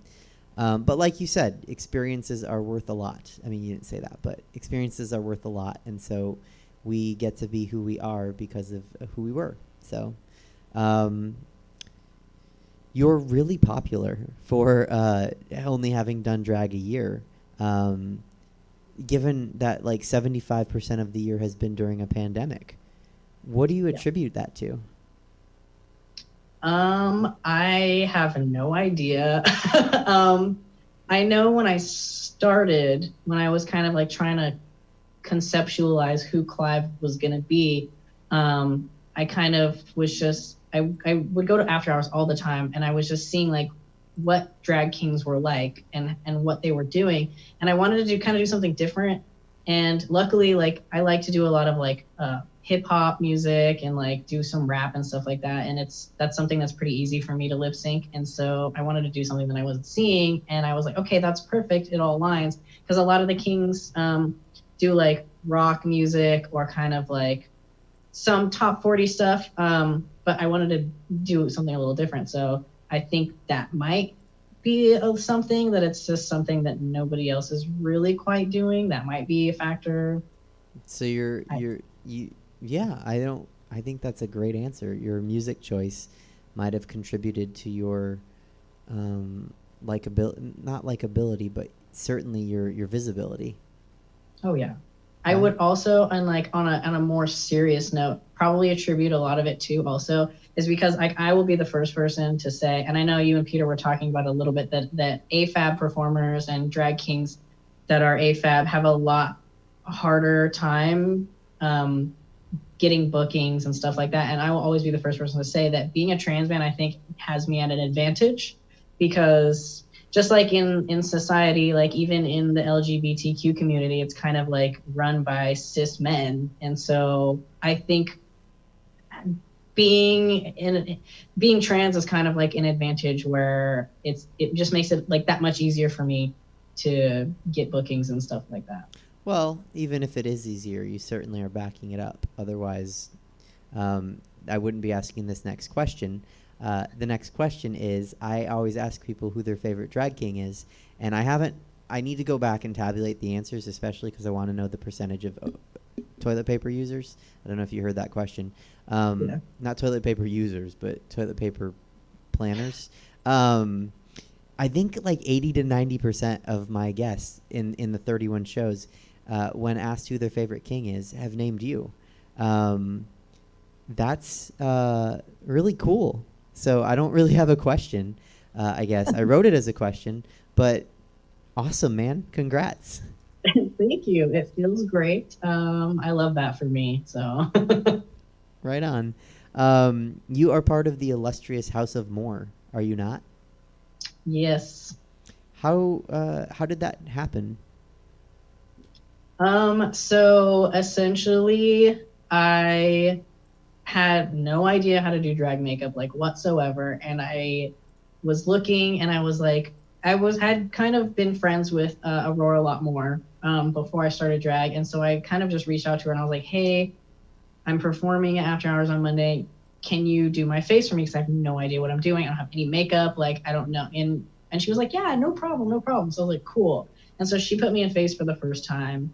And then she's very, very picky about her drag children, like very picky. And so I kind of was like, well, yeah, technically she's my drag mom. She put me in drag for the first time. But I just kept practicing and performing. And finally, I remember like, one day she like finally acknowledged me as her drag child, and I was like, I made it, you know. She's finally accepted me, and yeah, so that's I kind of just forced my way in there, I guess. I mean, same. Not with her, but like, you know, a lot of people. I will say we've talked about that before. I don't know if you know Honey LeBronx, but Honey LeBronx is a drag queen and a drag child of Bob, the drag queen. And we said it's really important if you want to learn drag from somebody, you can just ask them. You don't have to say like, because so oftentimes people say, be my drag mom, be my drag dad. And it's like, just ask them how to do something. And if that relationship forms naturally, or in my case or your case, if you worm your way into their heart like a parasite that they can't get rid of with monthly pills, too bad for them. So good for us. Let's see. What does it mean to you to be part of the House of More? I definitely feel like I have to be on my A game all the time. And I mean, I kind of already am like that to myself about a lot of things. Like I need to be the best I can be. And if I don't feel like I'm doing everything that I can do, then I'm disappointed in myself. So but that kind of adds to it. Like, I feel like I need to be like on my game. Cause I mean, like every person I know that's in that house is just like, they look fabulous. They're amazing performers. And so I'm like, okay. And I kind of just like look at my drag siblings, like,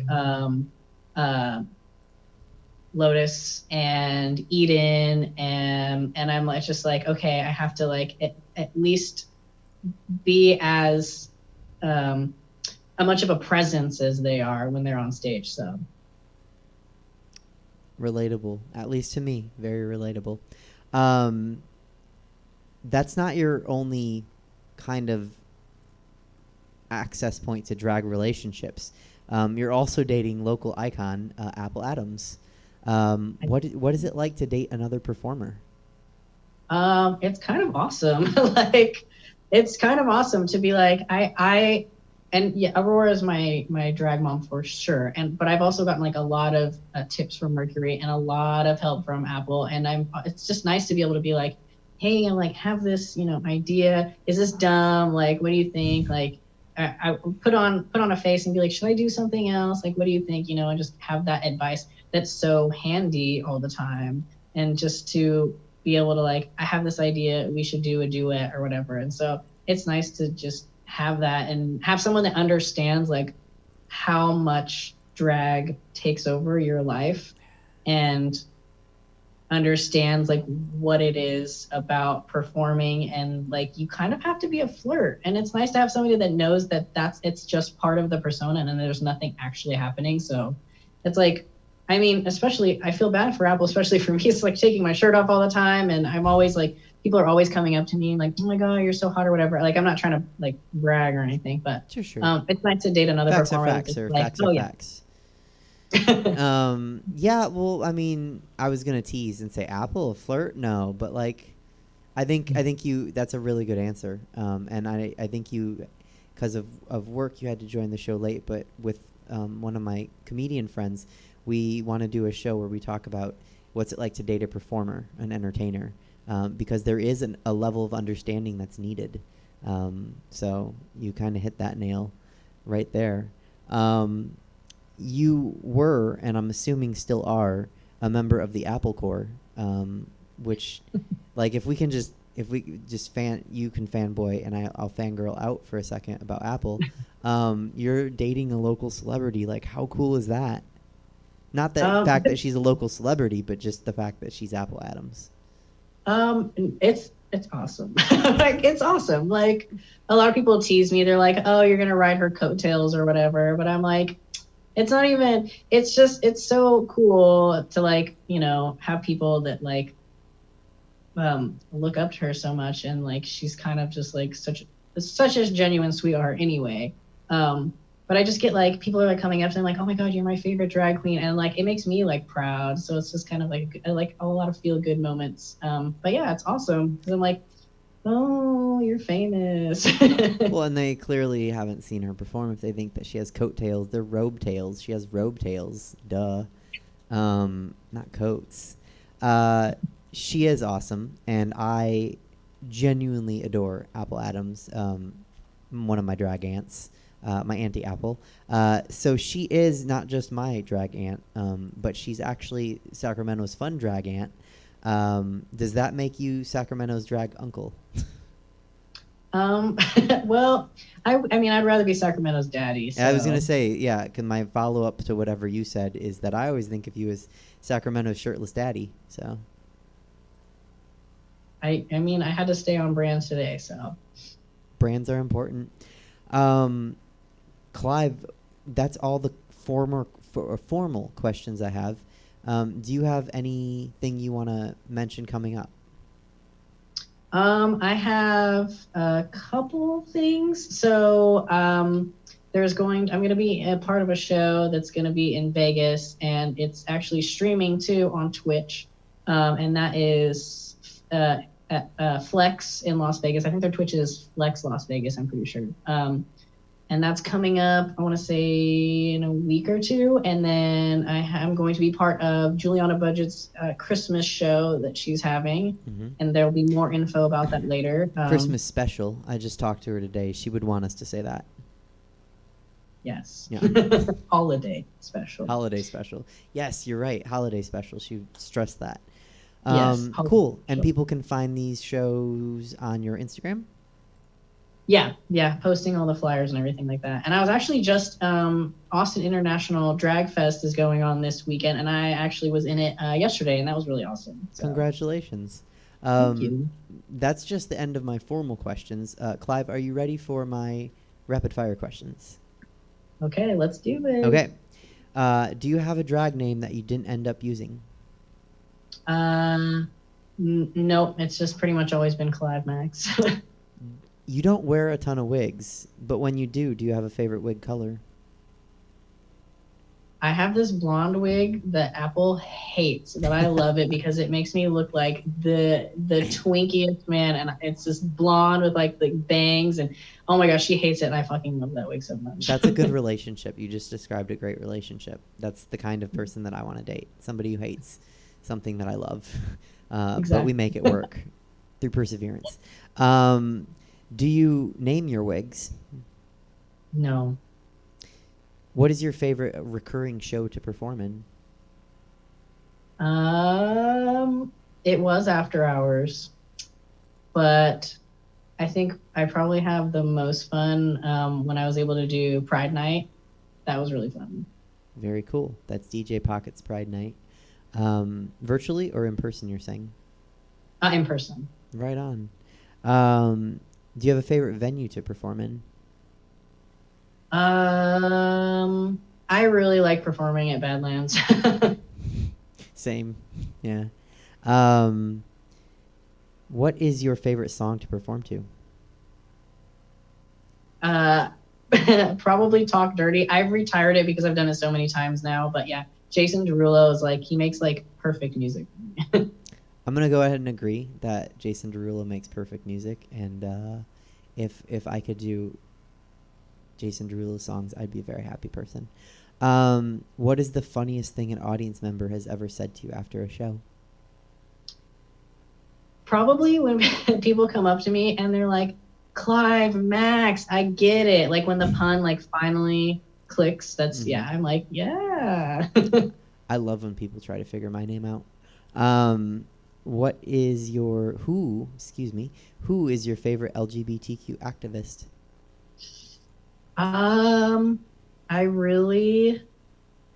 Obviously Marsha P. Johnson, but I really also Alok B. Menon is probably one of my favorites too. What's your favorite item on the gay agenda? Brunch, duh. It's a good answer, yeah. Which dating scene do you think the COVID-19 pandemic has affected more, the straight or the gay dating scene? Probably the straights, especially after the CDC was like, yes, glory holes are a go. Then, yeah, I think the straights are really suffering right now. Yeah, that came up on the show last time we did it. Someone was like, oh, no blowjobs. And I was like, no, I think those are okay still because you're not sharing breath air. Dicks don't breathe. Let's see. What is your favorite position to imagine straight people having sex in? Missionary, just like really boring missionary sex. It's a little weird asking my auntie's boyfriend this question. If you want to answer, you can. I ask everybody. You can decline. Do you have a favorite sex position? Oh, I like all of them. I haven't met one I don't like so far. Oh, that's a good answer. Do you cook or bake? At work, my civilian job, yes. Okay. Which one? Both? Cooking. Oh, that's yeah. Okay. I like baking. I think that's the first thing we disagreed on. Do you have a least favorite children's show? At least, I have a child, and he likes this show. It's on YouTube. It's called Blippi, but it's like this grown man acting like a child, and it makes me so uncomfortable. Like, I just hate watching it. And he always wants to watch it, and I just try and distract him. Like, what if we watch something else? I've been told by a very smart friend of mine that I should do a Blippi number if I ever do a show for kids. And you just confirmed it. Also, I love that when someone is a parent, that question needs no explanation. Just which is your least favorite kid show, and people are like, yeah, no, I got a fucking list. It's right here. I always hate so many of these shows. Conversely, what is your favorite adult show that's disguised as a children's show? Ooh. Wow. It's so hard because like all the ones I really used to like have become so problematic. But I think probably, or I would say probably Rick and Morty is probably my favorite. Right on. If we're at the bar and someone is buying us drinks, what are we drinking? Well, it depends. Am I just drinking for fun? Am I drinking to get drunk, or am I drinking to like get wasted? Because I have a level, there's tiers. I have never been counter questioned. Go ahead and you just spit your answers out however you wish. Okay, tier 1 is like we're just drinking casually, we just want to get a buzz on and have a good time. That's a vodka cran. Okay. I'm in. Tier 2, you want to get drunk, maybe off of 2 of them and be like having a good time, white gummy bears. Never if you want to get blacked out, we're drinking black Superman. So okay, I like your 3-tier system. If we're doing shots, what are we shooting? Vodka. Oh, what kind? Anything except what is it? I can't remember what it is. It's Ciroc. I don't like Ciroc. So you'd rather shoot well vodka than Ciroc? Oh yeah, I used to get so drunk off of plastic handles of White Wolf vodka, so drunk, and be totally fine the next day. So okay, well, you and Apple have a lot in common. Important question: toilet paper, over or under? Over. That's the only way. By the way, you have a lot in common because I can't get Apple to drink anything above well, and I'm like, just no, I'll. It's good. Just trust me. I'll pay the difference. But she likes her well. I'm sorry. I was distracted. You said over on toilet paper? Oh, over. Absolutely. Yes. Okay. You're a good person. Then I don't care. You can drink your well vodka. Who is your favorite drag queen? Ooh. I think I'm contractually obligated to say Apple Adams. No, I really do love her drag. But also I love Mercury Rising, who is my favorite hot mess. Aurora. She's beautiful and so talented. But also like, as far as like TV fame, drag queens go, I love Sharon Needles, and Evie Oddly. Okay, very cool. Who's your favorite drag king? Which is interesting because, like I said, you're like 85 to 90% of people's answers here. So I'm going to assume that you're not going to follow suit, but just in case you can, if you want to, I guess. I'm definitely not my own favorite, but I really, really like Shady. I love their drag so much. Peter, obviously. Peter is like the sweetest person. And I love their drag. Probably also I really like Land Insider, Hugo Girl, who is a New Zealand drag king. And I feel like I'm forgetting somebody. Yeah, I can't remember. But a lot. I have a lot of favorites. Right on. It's good to have a lot of favorites. Okay, Homebender. Do you think I'm pretty? Oh, stunning. Okay. Stunning. Thank Actually, you. I was going to ask what you were doing after this. Oh, hanging out with you, sir. Which is Yay. okay because we've hung out during the COVID times, so it's not breaking a social parameter. So yeah, that's what I'm doing after this. Thank you. I'll see you in like a few minutes. Okay. When this is all over, not us seeing each other later, but like the pandemic, new normal, old normal, whatever the normal is, what are you most excited to do? Hang out with all my friends again, just in one giant group. I really miss that. I miss going out with all my friends to the club, and then after the shows, like we just hang out in the parking lot of Badlands and just talk shit until like 3 a.m. Oh, in the side parking lot. Yes. Yeah. Yeah, that's where that's done. Thank you, Clive, for coming on. It was fun, and you have your show, Maxx Drag Show, is still online. Yep, absolutely. And if people want to watch it, where can they find it? You can find some of the episodes on the Twitch channel. I think it automatically deletes them after a while, but we will also be doing reruns and marathons, and we'll also be doing special shows geared towards one specific performer per show. So we're going to be doing that. So there's definitely going to be a lot going on the Maxx Drag Twitch channel. So definitely check that out. And we're going to kind of expand it out and do other things in the off season. I will actually be doing a Twitch stream on Tuesday on Maxx Drag Show. And we will be, actually Kevin and I will be playing Minecraft, and we are building a replica of Badlands. Okay. Cool. Make sure that my couch bed is somewhere in there where I sleep. Yeah. Other than that, I look forward to seeing you around in like 5 minutes, And thank you for coming on the show, Clive. It was a lot of fun. Yeah, thanks for having me. Absolutely. I'll talk to you later. All right. All right. Bye. Bye. Okay. How are we doing, Jesse? We're going to go with David? Okay. We have time. We'll fit him in. He's I don't know what he's doing now, producing, acting, comic. He's comic sometimes, not very good, if you ask me. David Shapiro. Suzette, you didn't tell me that the show was off last week. Oh, sorry. So I just sat in front of the laptop waiting for you for like 25 minutes in case you forgot to invite me to the virtual green room. That's what you do anyway. So, yeah.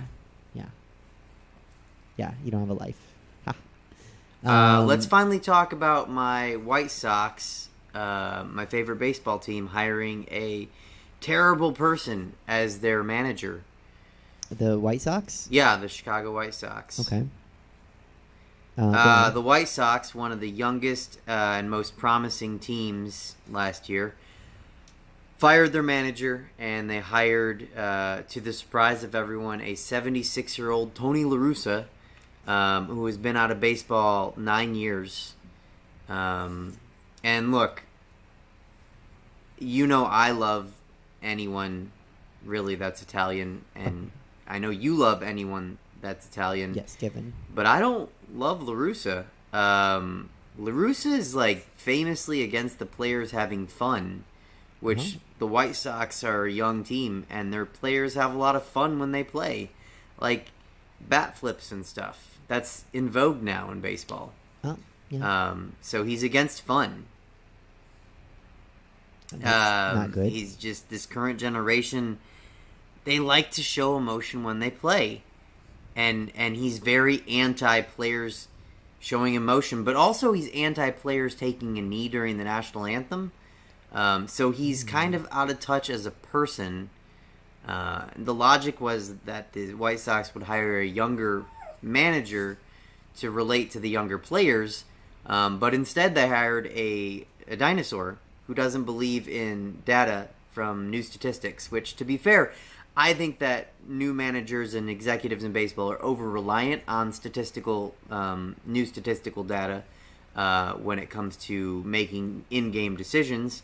But I'm also not a fan of a racist drunk driver. Drunk driver? Yeah, that's right. Tony La Russa was charged with a DUI stemming from a February incident where an officer came alongside La Russa, who was standing next to his car, which had run into a curb. The officer smelled alcohol, not on his breath, but on his person, which means you've been drinking a lot. And he asked for a sobriety test, and La Russa flashed his World Series ring and said, "Did you see my ring?" And then proclaimed that he was a Hall of Fame baseball person. All right, look, dummy. Not you, Suzette, La Russa. I mean, I don't know. I'd call you a dummy too. But La Russa, that's who I'm talking to. Look, dummy. If you've been drinking and you've run into a curb, I don't want to help anybody here, but and you smell like alcohol, don't stand there. Call AAA and go inside of a business and wait for the tow. Better yet, call AA, because this is your second DUI, Tony La Russa. What are you doing? Anyway, Then, like I said, he flashed his ring. Seriously, who flashes a World Series ring? Who wears a championship ring? Those things are they're like grapefruits on your finger, like this glass. They're like that. They're massive. Who wears those things? I would love to be a World Series champion. You're not. I would not wear my ring. Not everywhere. Maybe once in a while. Like, I don't know, if I was going to a team function or something. But I wouldn't wear it just out drunk driving. Like, I wouldn't be like, oh, I'm going to go drunk drive. Better put on my ring in case I get pulled over. What is that? Why would you... And then flashing it? Seriously? You don't need to flash those things. They're massive. Then he called himself a... sorry, I want to get this right. A Hall of Fame baseball person? Who puts it like that? You're a Hall of Fame manager, sir. Say that. Are you trying to, like, incorporate your playing days? Because you weren't a very good player. So, just Hall of Fame baseball manager would have worked. Anyway, he refused a DUI test, a blood test. He was a Hall of Fame jerk, is what he was. But the police got a warrant for his blood. And bloop, it was higher than .08. Check it out. Which is interesting because he got a DUI back in 2007 in Jupiter, Florida, when he tested at a .093. And back then, 13 years ago, he said, I accept full responsibility for my conduct and assure everyone that I have learned a very valuable lesson and that this will never occur again. Look, it happened again. So he's a racist, a drunk driver, and a liar. Gross. Well, I see. You have feelings. And look, my favorite baseball person of all time, he likes this hire, which is, I don't even know what to think about that. Ozzie Guillen, in my opinion, that is my favorite baseball player and manager of all time. He did both. He was good at both, actually. He thinks that this is a good hire. He should have been hired. This is a terrible hire. Free agents across the league are saying that they don't even want to take a meeting with the White Sox, which, that tells you something. This is a fun young team. This team had, let me make sure I get this right, 3 Silver Sluggers, 1 Gold Glove winner, and the MVP of the American League. And now, leading their team, drunkenly driving their team, they have Captain Racist No Fun. This sucks. Work on that. As a White Sox fan, it sucks. Yeah, well, Tim Anderson said he's not changing his playing style, which I'm glad about because I like Tim Anderson, and I'm rooting for Tim Anderson. I don't know how not to root for La Russa. I haven't figured that out yet, how I can root against the manager, but root for the team. But I don't want to root for a drunk driving, racist, no fun, lying, grandmother-looking manager. There it was. Yeah. I just don't want to. Well, that's a lot not happening in your world, David. Do I have Thanksgiving plans? No, I don't have any Thanksgiving plans. Just gonna stay around here. What about you, Suzette? Do you have any Thanksgiving plans? Are you going home for Thanksgiving? No, I'm just gonna stay in Sacramento. Oh, well, okay. I mean, I'll be here and you'll be here. So, do you want to hang out? And I want to preface to your viewers that you and I spend a lot of time together. A lot, actually.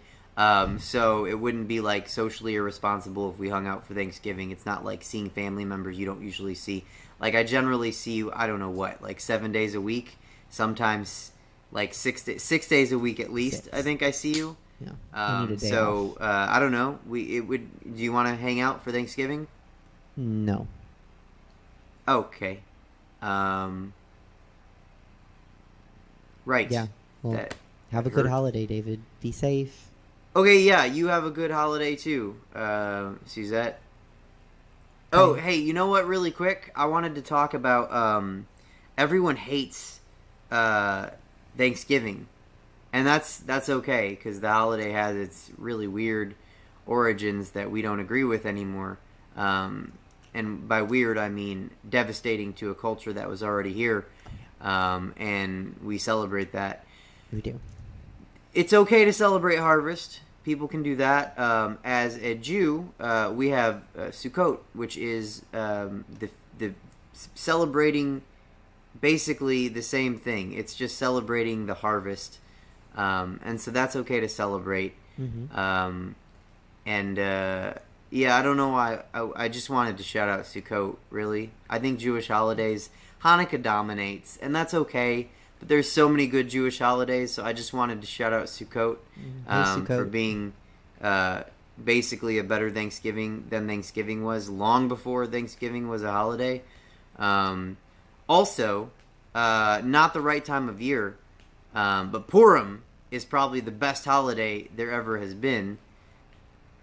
Purim is, so I'll just tell you how it's celebrated. There's a story that there's a Jewish queen, and she was the beloved, but no one knew she was Jewish. The king married her, and I guess she didn't have a really Jewish look about her. Take that however you will, because no one knew she was Jewish, right? So he married her, and then he had like an evil Jafar-like vizier who was like, we hate the Jews, let's kill all the Jews, right? Because it was like that time of the year for people to hate the Jews. And then the queen was like, I have to tell everyone I'm Jewish. And so she did, and she risked her life doing that because they wanted to kill all the Jews.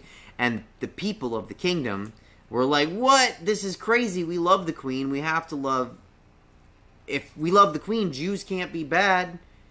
The bad guy is the evil, like Jafar-like vizier, whose name was Haman.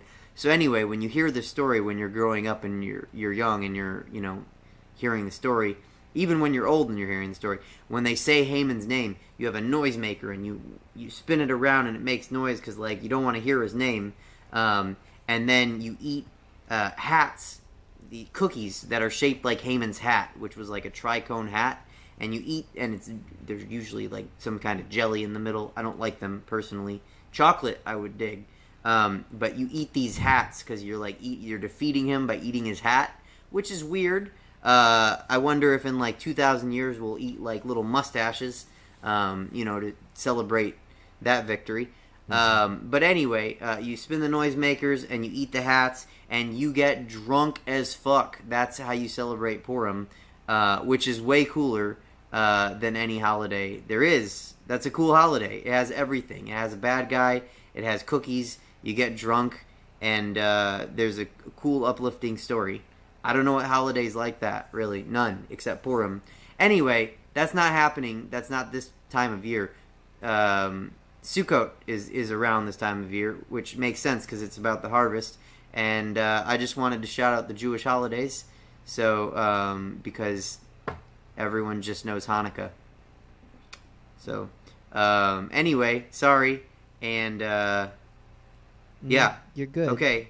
Thanks for coming on. You too, Suzette. Yeah, love you. Bye. You have a good holiday. Without you. And talk to you whenever. Next week, I guess. Yeah. Except I'll see you before then, just not on Thanksgiving. All right. Bye. Okay, bye. That's the show for today, November 22nd. Stab Comedy Theater above me. David Shapiro's information was below him. You can catch us next week with Andrew Orlafo, and we'll be back at 5:03. So check us out then. All right, take care.